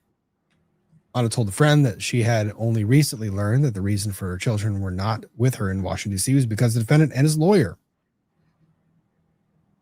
Okay, so what are we trying to introduce? In May Don't throw the 2018, lawyer under the bus. lawyers get thrown under the bus all the time. May 2018, defendant charged with wire fraud. Okay. FBI agents took buccal swabs of the defendant and Anna Walsh. Attorney filed an appearance May 18, 2021. Defendant pled guilty April 1st, 2021. Motion to continue sentencing July 13, 2021. Notice of rescheduled sentencing August 3rd or August 5th, 2021. Further sentencing hearings October 6th and 8th, 2021, June 9th, 2022. Defendant was sentenced on February 20th of 2024, and sentence included a mandatory $300 special assessment and restitution in the amount of $475,000, for which $95,000 was deemed paid. That's a significant judgment to an individual that's not a Diddy. Mm-hmm. Like Diddy, that's pocket change. Yeah, but He's like, 300. hold on, Judge. Let me just reach for my wallet here. I mean, And, $350,000+ is a lot of money to a lot of people. Oh, I can say that if they ordered that against me, I'd be like, I don't have enough organs to sell for that. Yeah, but what's the causal link? How are they going to tie it to this particular crime? Are they going to say they were fighting about the money?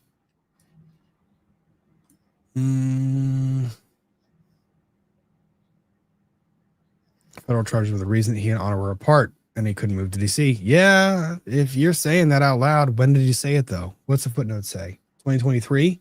January? Yeah, that's becoming temporally relevant. Okay, so that might come in. That might work. That might come in.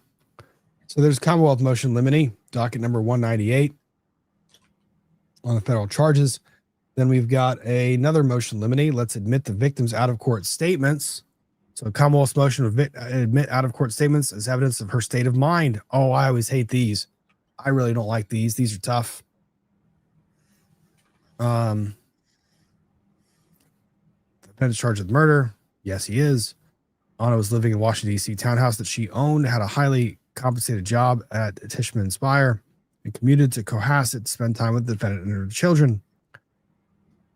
They expressed frustration with these arrangements, begun in the spring of 2022, when she was hired. She told her friend that she had told the defendant she had a crush on WF, the realtor who sold the Washington, D.C. townhouse to Anna. Anna and WF were having an intimate relationship, and Anna had gone to Ireland with WF on her way to Serbia over Thanksgiving. An affair might come in. Yeah, that could be motive. They argued when she was home over Christmas. What statements are they trying to introduce? Come on, government. Tell me what you're trying to do. So defendant called Anna's employer, was told to call the police. He contacted AKGM and WF to ask if they knew where she was. Okay. So the statements to AK about having told the defendant that she had a crush on WF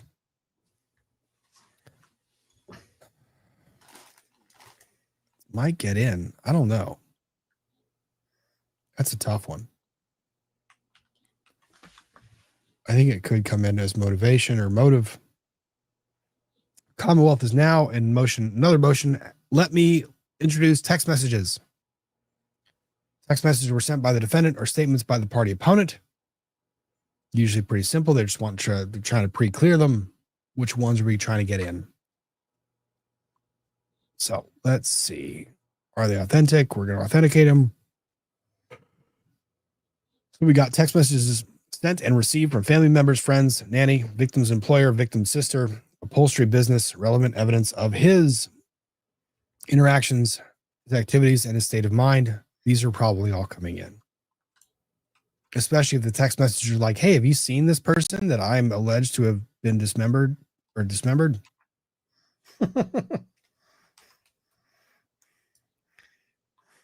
Oh, you know, here and there. Oh, they want to introduce text messages between WF and Anna Walshe. So they want to introduce her state of mind about the defendant. Text demonstrating Come on, serious that was romantic. some quality dark humor. What? Which one? Have you seen her? Oh, here and there. Oh no! I was reading, Ian. That was dark. Yes. It was so dark. I was reading. I didn't even think and stop. Terrible. So they want to get issue. not just the defense statements in. They want to get Anna's statements in. Romantic relationship between Anna and WF during the New Year's Eve dinner. Mm-hmm. Oh, that's a stretch. That the defendant saw the text message between WF and Anna is a reasonable inference. How? Because it'd be really convenient for her case. It's like among other things, he told the police messages intended for Anna sometimes appeared on his phone. Yeah, but did this one appear? Yeah, or but is it just that Anna put her phone in their bedroom on New Year's Eve because of communication with another friend. Okay, but how am I drawing the inference that he saw the fucking text messages from that?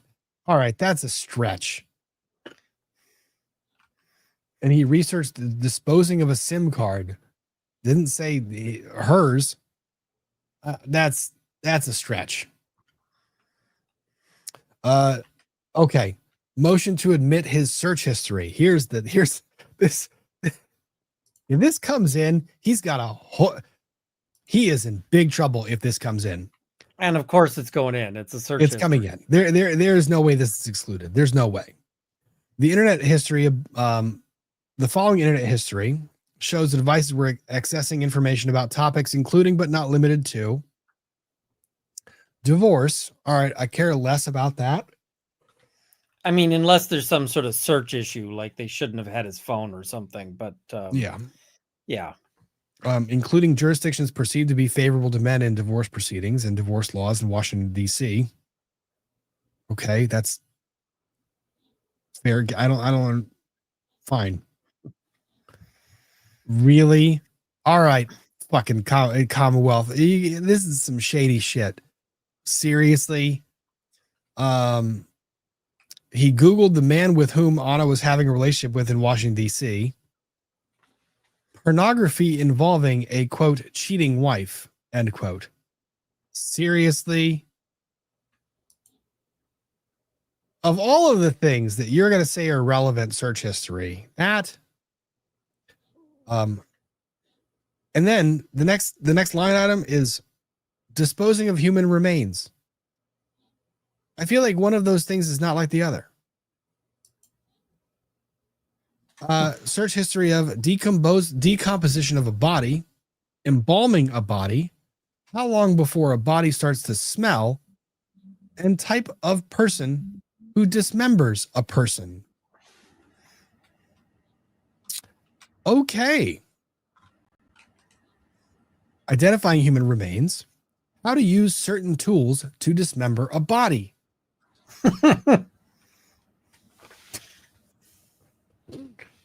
Cleaning and chemical agents to clean blood and biological materials from a residence.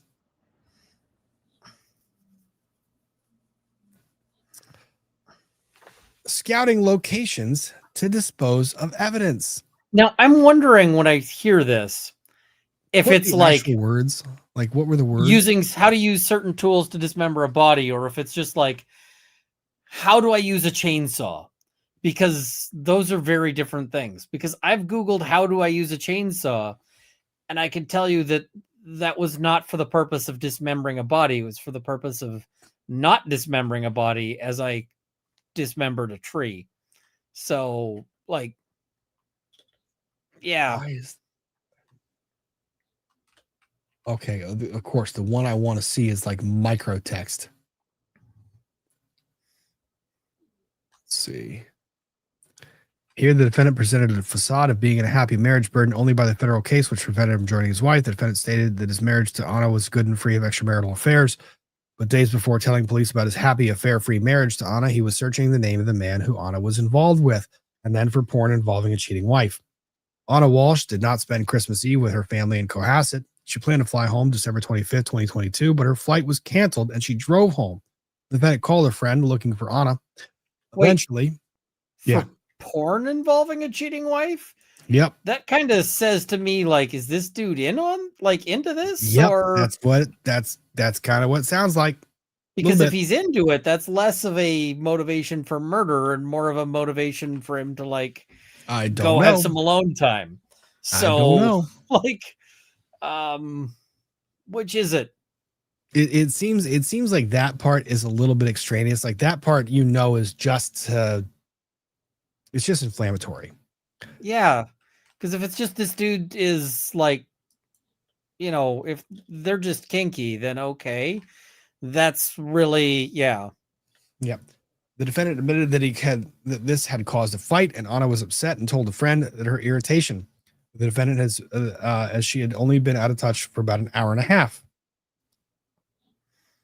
This is someone who's suspecting their spouse of cheating and is trying to, yeah. During this time, the defendant searched for the name of the man with whom Anna was having a relationship. 2 days later, the defendant was searching for divorce and best places for men to divorce. The courthouse. All of that paragraph sounds normal-ish. Except for the little part about that one, like the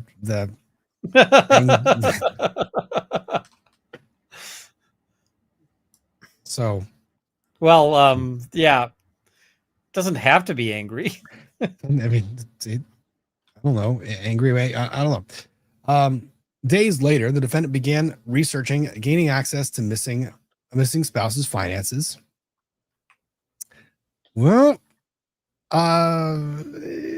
learning how to dismember a body and seeking information about how to get away with murder.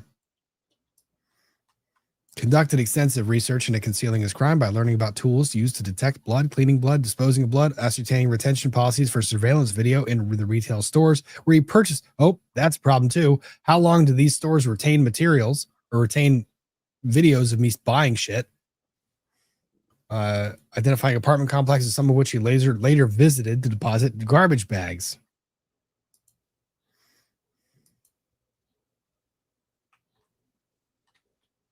Okay. The defendant was the primary caregiver for 3 young children, 2, 4, and 6, which makes this really twisted. And the sole adult in the residence much of the time. He was the designated user for the iPhone 13 mini and the gray MacBook laptop. Sole adult asterisk. Yeah. All of the devices are at issue or Apple products which can sync data between devices. The internet history is admissible, among other reasons, because it is direct evidence of misleading police and unlawful conveyance of a body, shows concealment of the murder, shows the defendant's state of mind, as well as the motive and intent for murder and the other offenses and the absence of accident or mistake.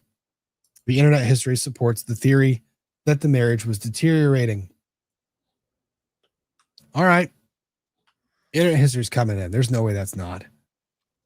Assuming that the search was, properly done and all of that. Yeah. But what time were those searches done? Were those... And did he also search Haas Long to die in the cold? I think that's actually brings up this point. The mostly harmless fuzzball. The thing is, they want to convict Walshe on these searches and the Celebrite data after spending all that time discrediting that in the Karen Reed trials. The Karen Reed search history.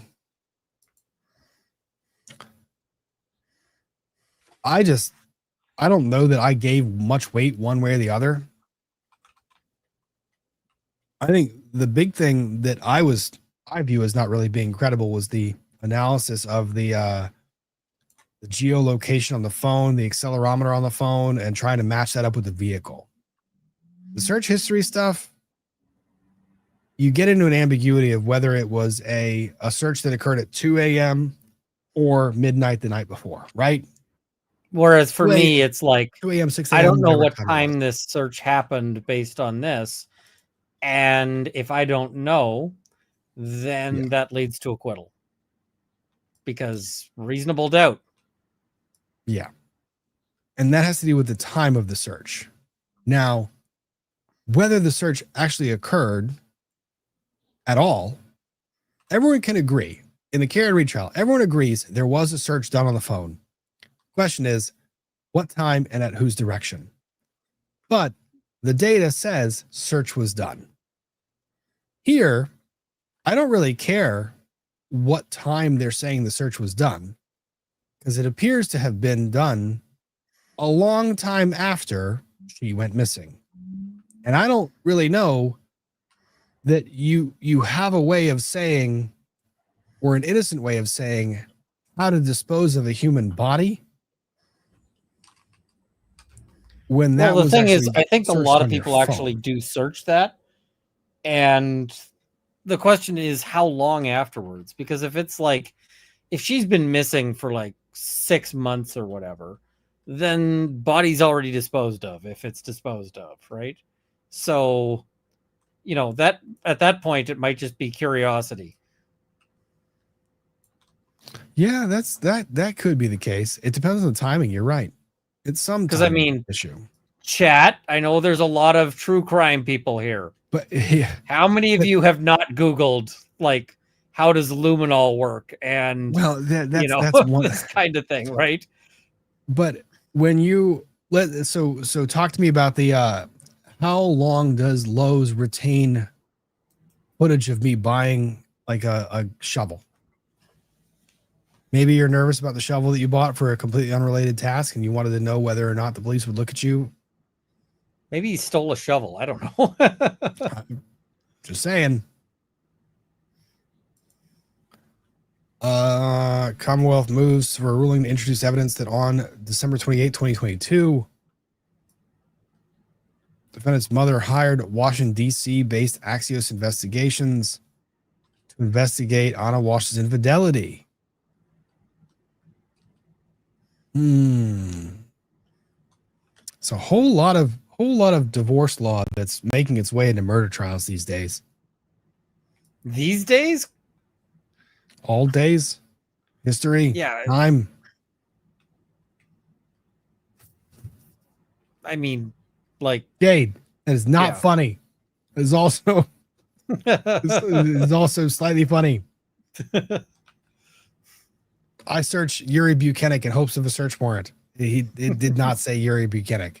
It says Buchanan's nickname, which I'm not going to stoop to saying right now because I'm immature, but I'm not that immature. Let's see. We've got the defendant looking for trying to prove the infidelity. Hire the investigator firm. Sure. Want to introduce that. Jury question of the voir dire. What are we going to ask the jurors? Let's see. What are we going to ask them? Do you have previous experience as a juror or opinions about the jury or criminal justice system? All right. Standard questions. Hoss long to juror. Hoss long to juror. Will you automatically believe police officers, FBI agents simply because of their occupations? Please? That's the Commonwealth. The Commonwealth's like, please? Okay, that's especially funny, yes. Like, promise? Will you?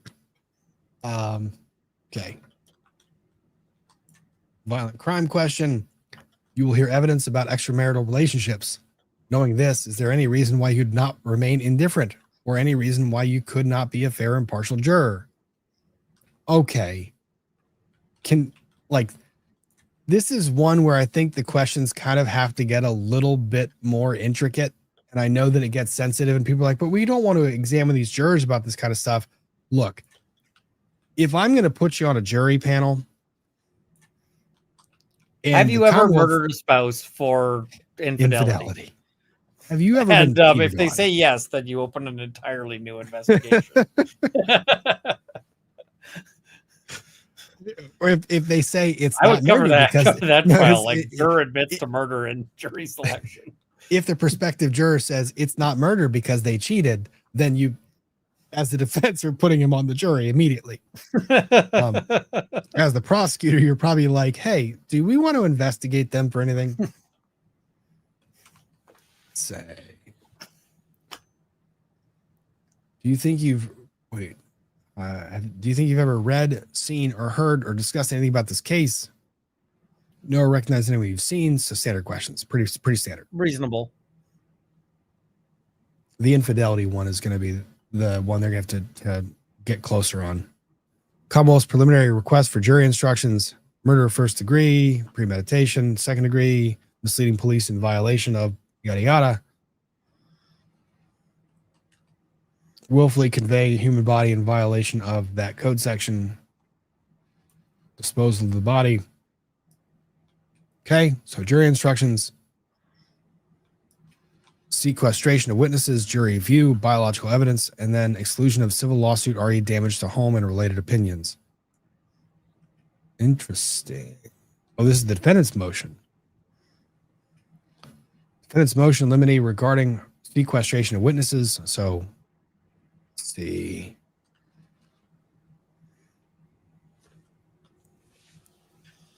What are we arguing for here? Permit the view of the home. So he wants to go look at the house. Why? Is the house still there? Is this where he's purported to have, like, dismembered the body? Okay. I don't know that that's going to do as well. Like, let's put the jury in the mindset of, this is the terrible thing that happened here.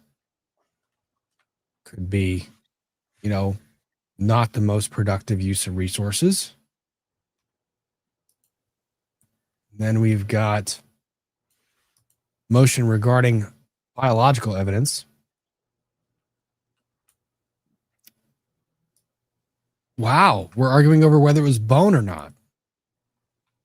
Not whether they boned or not, whether it is bone or not. Rob. It was low-hanging fruit. So Brian Walsh moves in limine to exclude any opinion evidence that biological evidence of bone was in fact bone or human bone. Wow. Okay. Witnesses of an object as well as fragments were purportedly located in the search of items found in the black plastic bag found in the dumpster. Characterized as bone without an opinion that it was in fact bone. Okay. No D. Why didn't they test it? No forensic testing. Oh, because it's Norfolk. That's why they didn't test it. I was gonna say, because it's Canton. Yeah, I was gonna say, why didn't they test it? Never mind. I know why they didn't test it. Because why would we do that? Okay. It's Chinatown, Jake. Yeah, it's just freaking wild. Can't give an opinion as to whether that is bone or not. How much you want to bet the Commonwealth comes back and is like, they, as a police officer with their years of experience and training, can obviously testify that this is bone. It's just the default answer every time. But they're a cop, Judge. They can testify to anything. I mean, if not bone, then why bone shaped? I don't know. Pretty good. Sailhounds. We're on it for the cheesiest joke. Canton boneheads. Not bad. Cutie pootie tootie. Been a bit. Have a great stream. Thank you very much for joining in. Defendant's motion limited regarding Capozzoli's opinions regarding damage and lawsuit. Okay. So the opinion as to who caused purported damage to the premises. There's insufficient basis, if any base at all, to permit this opinion or conclusory testimony. In fact, it is established that law enforcement caused destruction to certain areas of the home. For example, a substantial amount of wood flooring was removed, resulting in significant damage that was left unrepaired. This is coming in. You're not going to be, I mean, the pointing in Georgia, what was the other dude? The dude that was the clear sociopath? You're gonna have to narrow that down. I was going to say not to medically diagnose. Police officer or not police officer? Not police officer, not a cop. The one that was accused of dismembering his wife, convicted of dismembering his wife. Oh, not Jim McIntyre, but specifically not Jim McIntyre. Custodis. Yes, Custodis. If you guys remember from the Custodis case, the landlord was able to testify, and the landlord got up and said, this was the condition of the home after I got the house back. And it was really weird because it was like, hey, that rug, is that a rug that you had beforehand? And that rug really tied the room together. the landlord said, no, this is a cheaper version. The one that I had really tied the room together pretty much. The landlord is going to be allowed to testify to the condition of the premises. And then the defense is going to be able to get up and give examination as to what additional damage or what damage was caused by the police versus what damage was caused or what damage the landlord observed not caused by the police. And interestingly, if the guy had actually just bought a better rug, then the landlord might have been like, or the Airbnb owner might have been like, you know what? No, this was my original rug. I get to keep this, right? Yeah. Airbnb owner was offended by the rug that was chosen. Like, she was like, this is not the rug that I had in there. The rug that I had in there was far better. This one is just cheap. So then we have defendant's motion limiting regarding commendations. So moves and limited to exclude any evidence of commendations awarded or other similar credentials of law enforcement. I mean, it depends. This depends. I don't have a problem with this. No, I don't have a problem with this, like commendations, but let's say specialized training. That's different. Well, it depends. Because I got no problem if they're going to say, like, let's avoid the, like, credential conga that often happens at the beginning. Oh, yeah, I agree with that. Your officer's super smart, right? So, therefore, the client must be extra guilty because you've got, you know. Yeah, but let's say that one of the lab techs was like, I got an award for identifying human remains on an object that was like no other lab tech was able to identify. That might be relevant. I mean, you're saying no. You're right. I don't think I would agree with that either when I think about it. It's just because you got the award back then, when you got the award. Remember, Runkle is always right. No, I didn't say that. When you got the award on the other one, it doesn't necessarily mean you did anything good here, because it also isn't training. If you got a certification, you can say that. If you had training, you can say that. Well, and I mean, are these experts or are these just like random Joe officer? Because if it's experts, like, then the lab personnel could be expert. That's why I think I need to know what it is they're trying to exclude. It's law enforcement, and lab personnel. Yeah, that's what they said. That's what I'm saying. I the troopers. Yeah, I don't throw all those medals. I guess it really depends, right? You know, if you think of like the Arnold Rimmer situation of like 1 year long service, 2 years long service, 5 years long service, 10 years long, nobody gives a shit, right? That's irrelevant, and all it does is puff up the opinion improperly. But if it's like, you know, here's an award for being the smartest lab tech ever to lab tech, then yeah. Yeah, it varies. I don't know. I kind of want to see what it is that they're actually trying to introduce. Now, the flip side of this coin is the judge might say, like, if you want to bash them with all of their misdeeds, they get to bring in the good things they did. Like, good for the goose, good for the gander.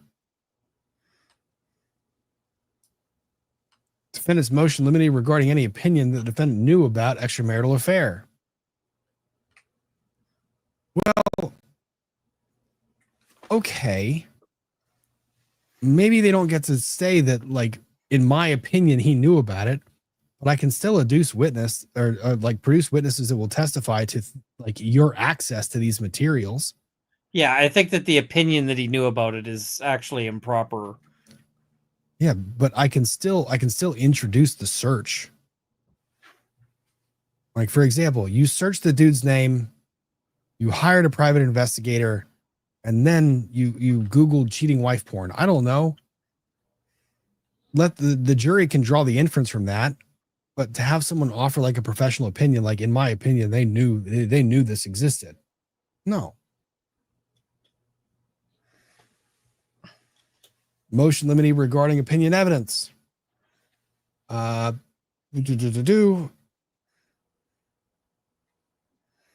and limited to exclude any expert opinion testimony that's not been provided to the defense.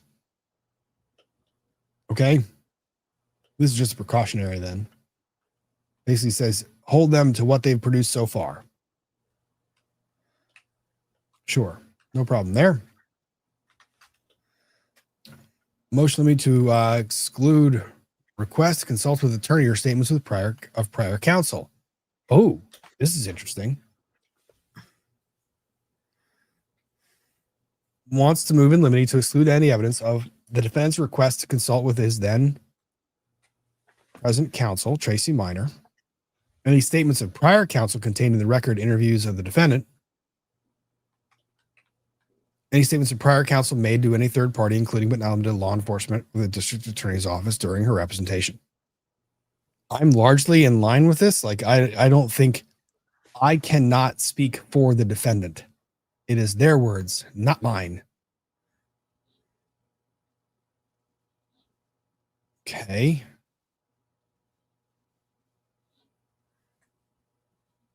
Statements made. I got no by problem the with them counsel. excluding the request to speak to counsel, because like that is entirely improper.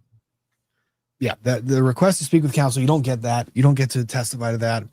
The presence of and statements made by the then present counsel during his questioning. That's a little bit different. So some of those will be admissible for context purposes. It's not necessarily that what the lawyer is saying is true, but the lawyer is you can't take one answer to a question without, like, let's say Brian Walsh is saying something and the lawyer jumps in and is like, well, is that what you really mean? And Brian Walsh continues saying something. I can't exclude, is that what you really mean?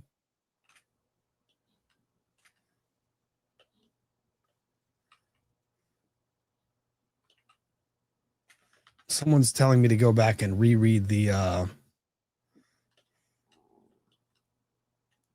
no reports from the experts. Hang on. Opinion evidence.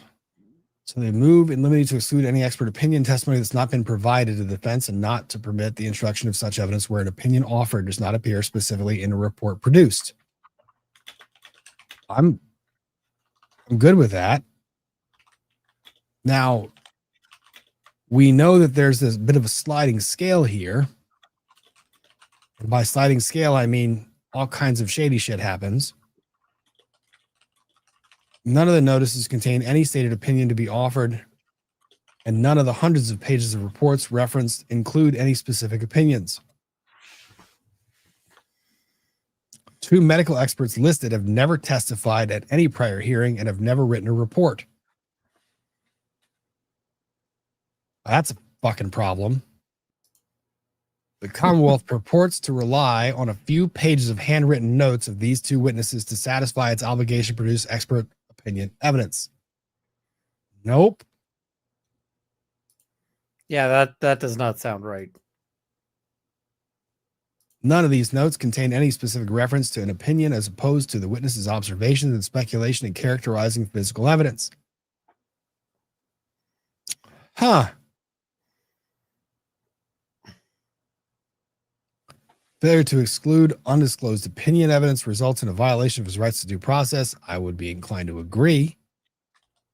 The question is, what I always like to say, or what I always like to see, they have alleged that there's no opinions. I want to see what's actually included in the reports.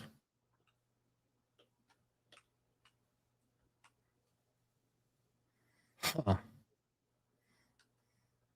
I'd like to see the reports. I think that's what's going to come down to.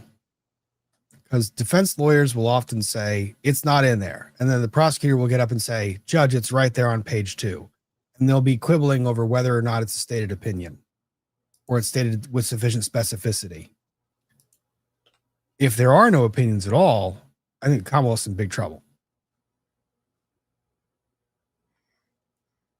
So back to the counsel thing. Statements made by the lawyer. I don't. Those are coming in. The right to the request for counsel. There's no value to it.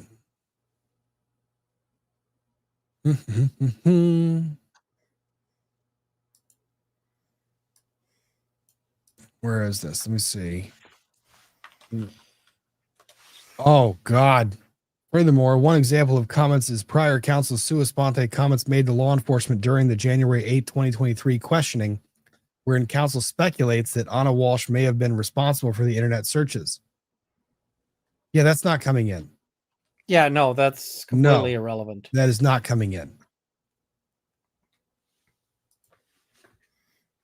No.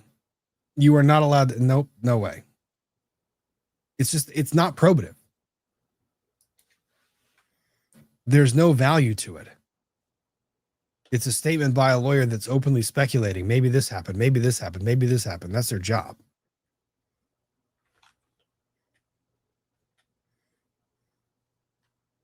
Failure to exclude, results in violation. Okay. I think those are some winning motions. I don't know about all of them, but some of them.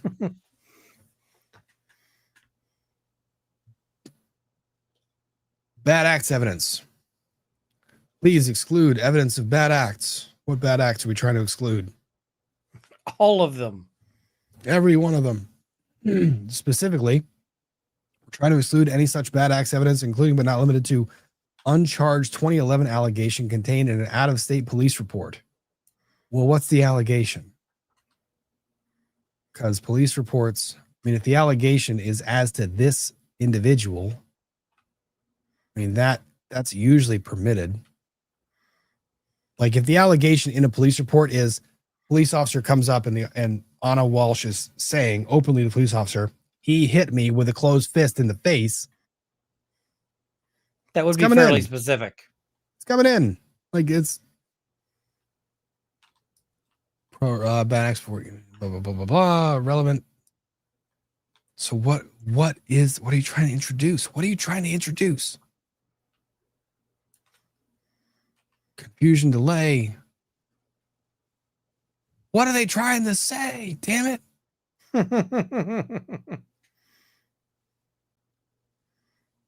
Why aren't you telling me what you're trying to...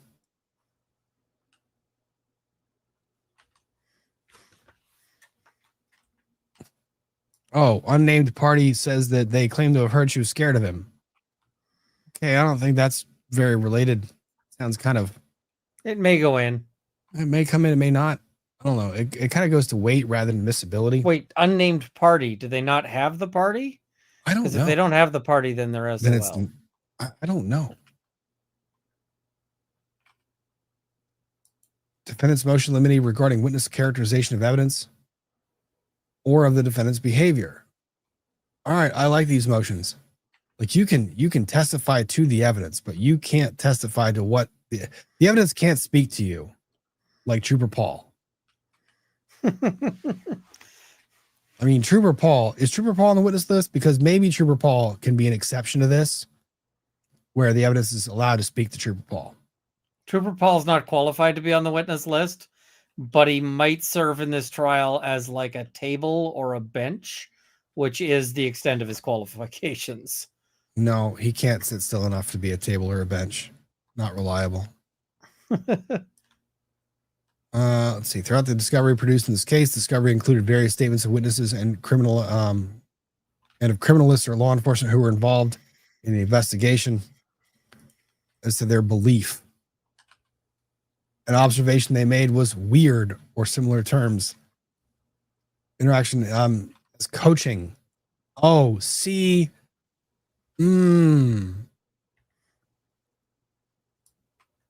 This is starting to dance a fine line. Let's see. Bedroom floor of the home appeared to have been white residue or the finish had been scrubbed off.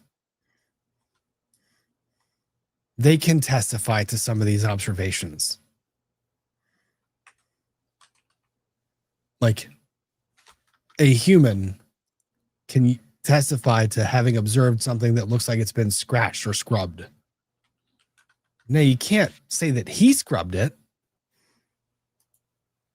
Oh, that's a bit of a stretch. Whether a particular bit of damage is scrubbed or whatever, or No, but you know what I mean? Like let's say there's let me put it this way. If you were to look at what a Brillo pad does to, I don't know, a piece of wood or something, there's certain things that you can offer an opinion. Like I've used a Brillo pad on 9 million different things. It just depends. It varies from observation to observation. You can't generally just say you can't characterize any evidence whatsoever. Certain things you can, certain things you can't. Yeah.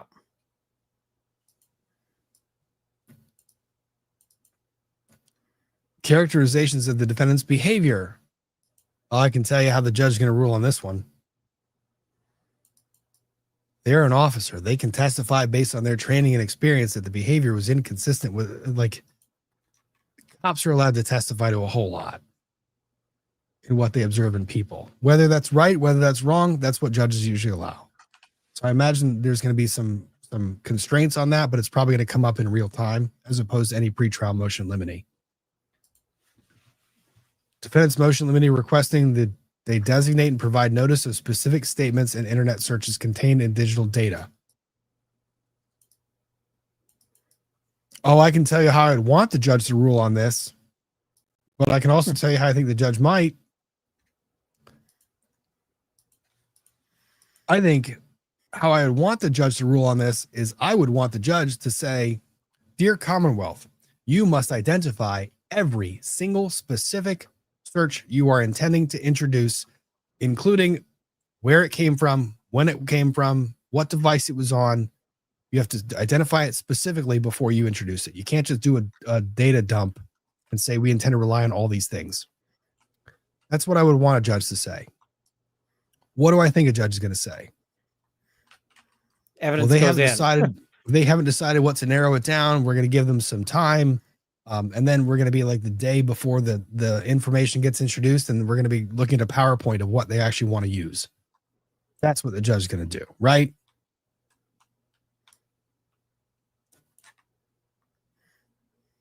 So I think that's it in the Walshe case. That's not too many.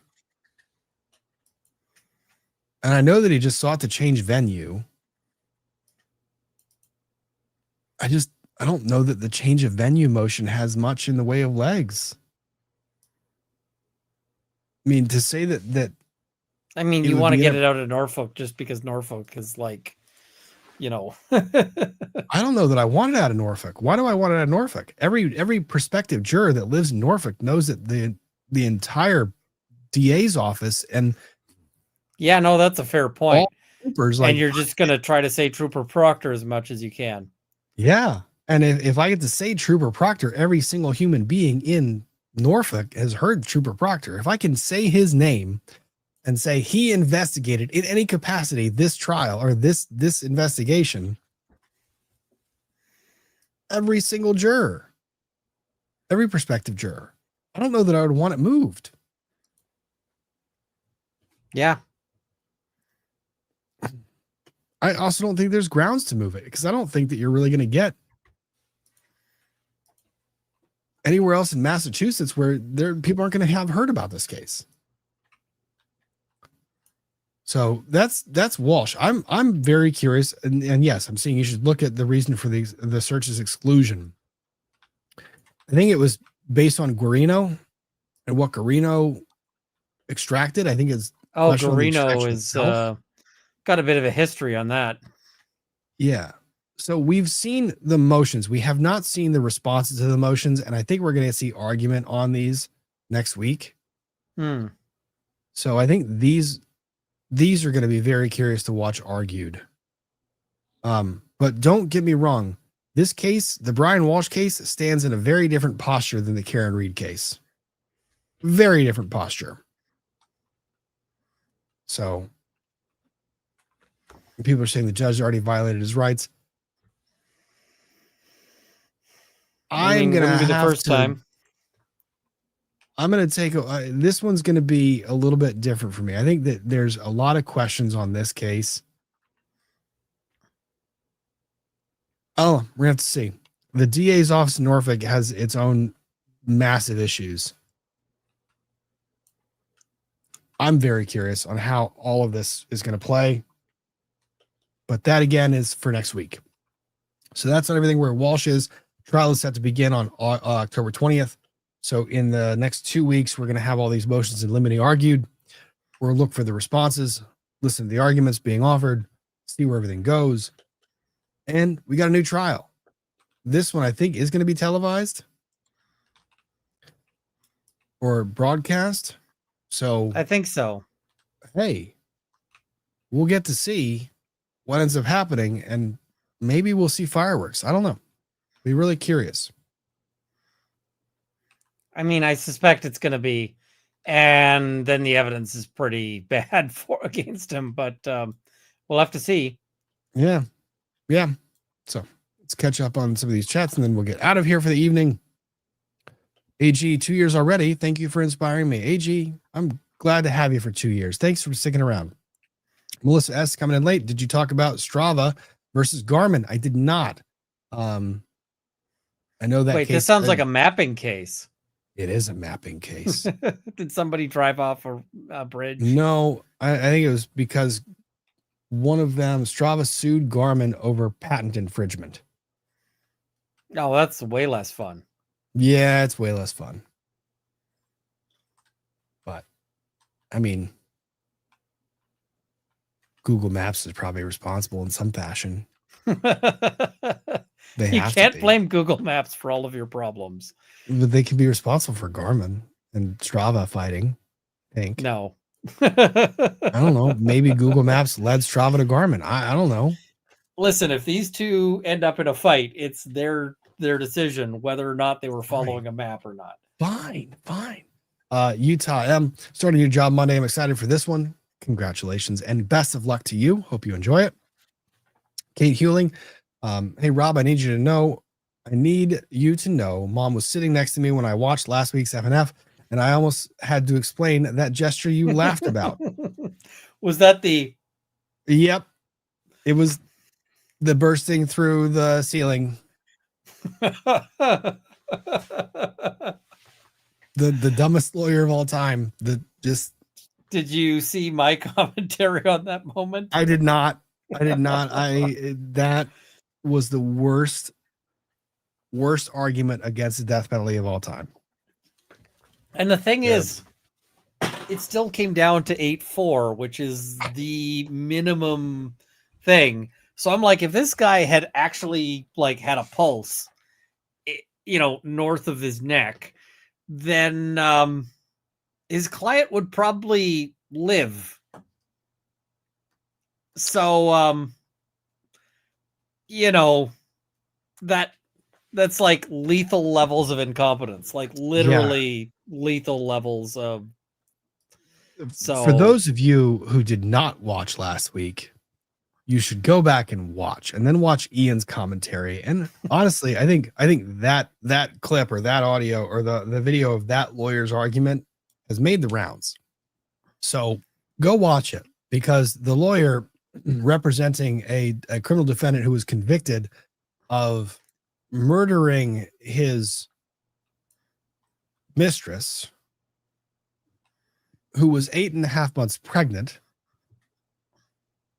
in making his argument against the death penalty, makes basically the argument told about the jury that they suck.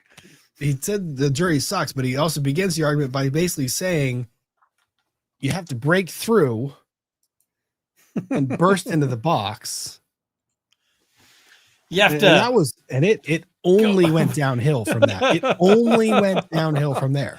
Like you have to inflate the balloon into the box. That's right. Inflate the balloon into the box, and then it burst in the box.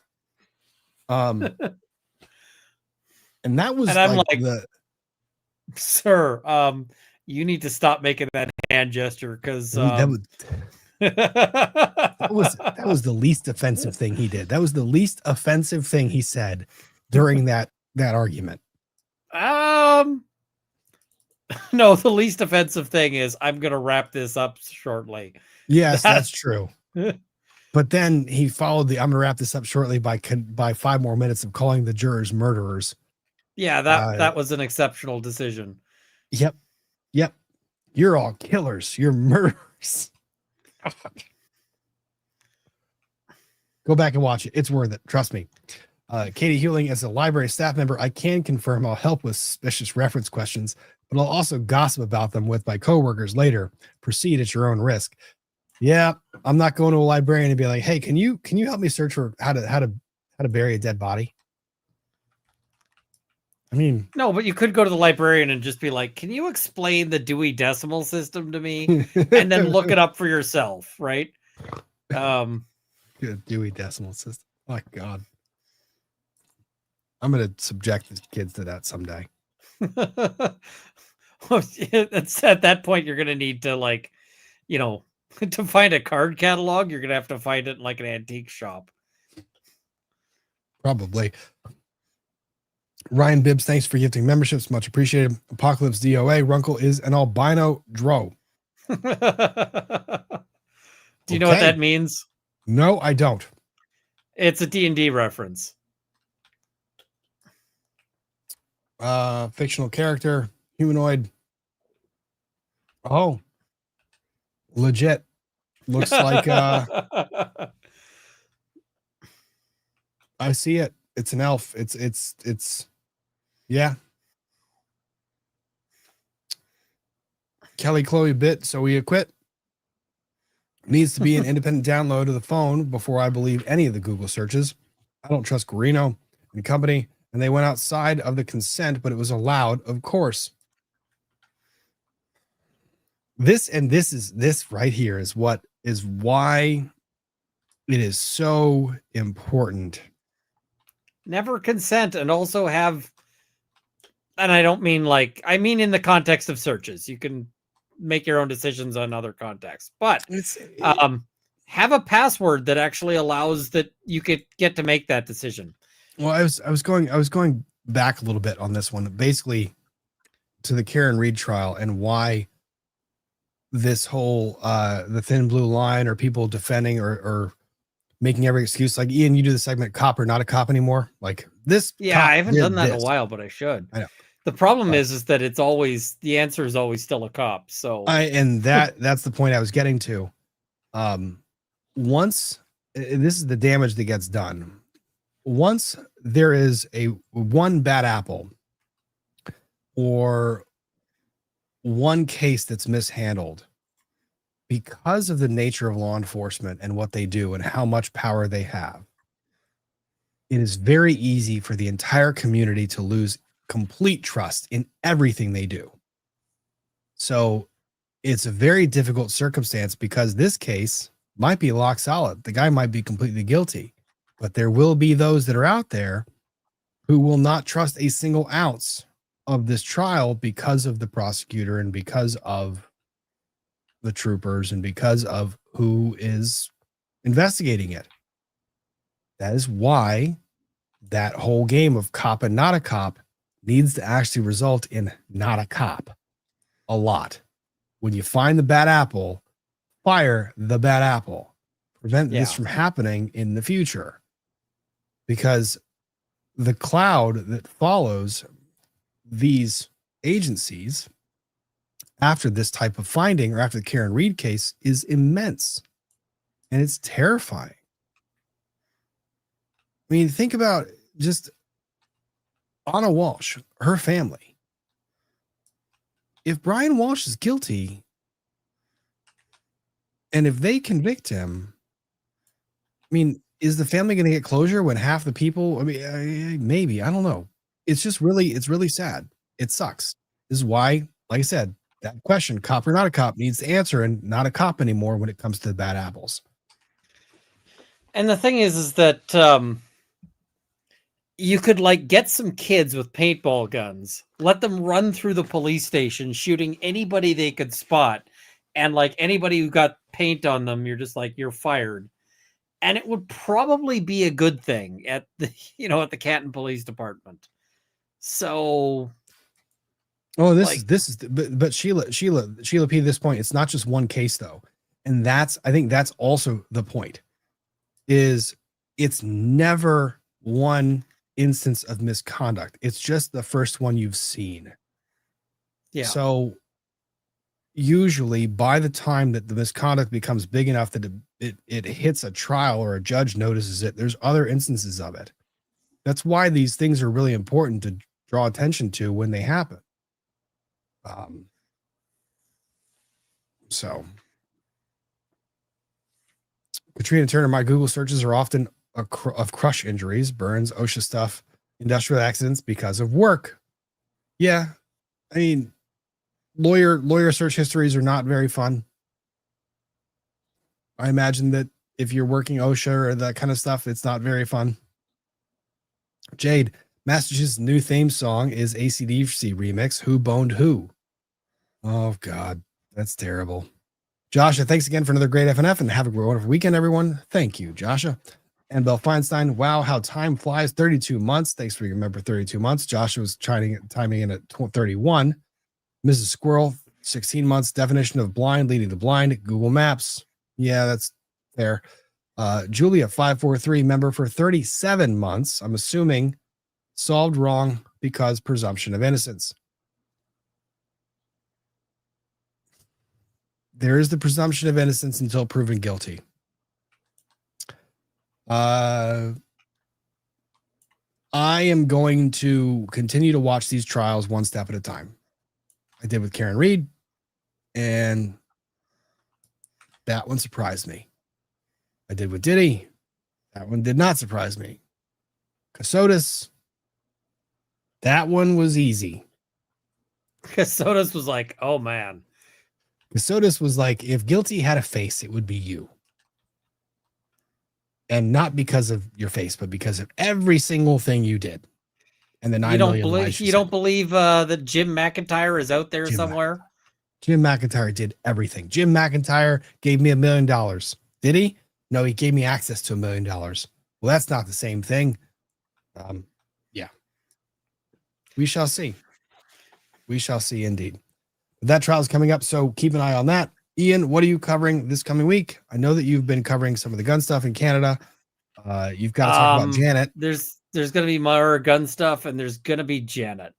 There's so much Janet to catch up on that we're going to talk about Janet. And that's gonna be we're going to make up for some lost time. So I've got the video recorded, but the problem is that anything I put out like on a Saturday, Sunday doesn't really go anywhere. So Saturday, Sunday are basically like where you send a video to die. And so I feel like that will have to be Monday probably. And yeah. So Monday, I expect we'll have some Janet. I might have to do it. I've got it as a recording, but I suspect there's going to be people with questions in the on the Monday Fun Day as well. So we'll have so much Janet to talk about. Have we informed the chat that her name is actually Jeanette? It is, but it's so much more fun to call her Janet. Well, there's sort of a rule of the internet, which is never tell people what annoys you. Yeah. And so she completely violated that. She's just like, it's an example of just how bad she is at being like an influencer lawyer, because like anybody who wants to advise clients in this space should absolutely be like, hey, just so you know, this is a really stupid idea. And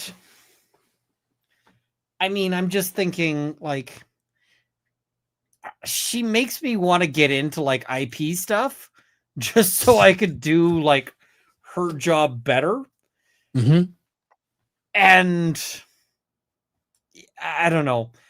Now, one of the things I might do, I've got this video like already recorded. I might end up like running it as like on my Monday stream, run the video, and then just we can all sit there and enjoy the video content together. But like, so sort of a weird hybrid of live and recorded. I don't know if that makes sense. Does that make sense? It's kind of like doing a premiere, but you're actually on screen while it's happening. So yeah, I think I get it. So yeah, well, I'll probably release it and then I'll probably talk. I don't know. I got to figure that out. But do you want to see the goodest boy who ever good boyed? I might have a conflict of interest with respect to the goodness of the boy. But you won't object to seeing the good boy? I will not object. I may have a conflict of interest though. Okay. Here's the good boy. He's the good boy. He was good. He was very good. And then there was that one. And then there was the other one. Hang on. I was gonna show you the other good boy. This one is like I'm good boy. The Leo Pupdate. This one. Like, I'm good boy. Oh, look at me. I'm good boy. I'm good. I did the good thing. Super cute. Yeah. He's a good boy. He really loves his dog walker. Like it's his favorite person. More so than any other humans that are in the house. But that is neither here nor there. So that is the good boy cleanse to a whole lot of talk about murder. And other stuff, Janet Braun, murder, all the normal topics. And then those two things do not go together. No, they don't. Not at all. Not at all. All right. So keep tuned for Ian's recap of the Janet saga. Just going to call it the Janet saga. And then, whole new week coming up. I hope everyone has a wonderful weekend. Ian, thanks for spending the time. I feel like it's been a while. It has been a while, and I'm glad to be able to do it because it's been a while, but I've missed it. So yeah. I also like the change in shirt color than you are usually wearing. This one is light, bright, fun. Love it. What's this? I gotta buy more shirts. One of the shirts I like, I went and my wife was like, "Have you seen the elbow on that?" And I was like, "Why?" She's like, "Because I can't." The elbow was just gone. And it's like, damn it. yeah. Investments are good. Barbs, thanks for being replay crew. Glad you caught up. Thanks for being a member for 30 months. And with that, that's going to be the last comment for the evening. Thank you guys for being here. Very much appreciated. Happy Friday to all of you. Have a wonderful weekend. Get out there, go make something. You'll feel better. Enjoy friends, family. Watch a little football, take a little rest, enjoy the beginning of fall, and I'll see you guys next week. But for now, see you guys. Bye.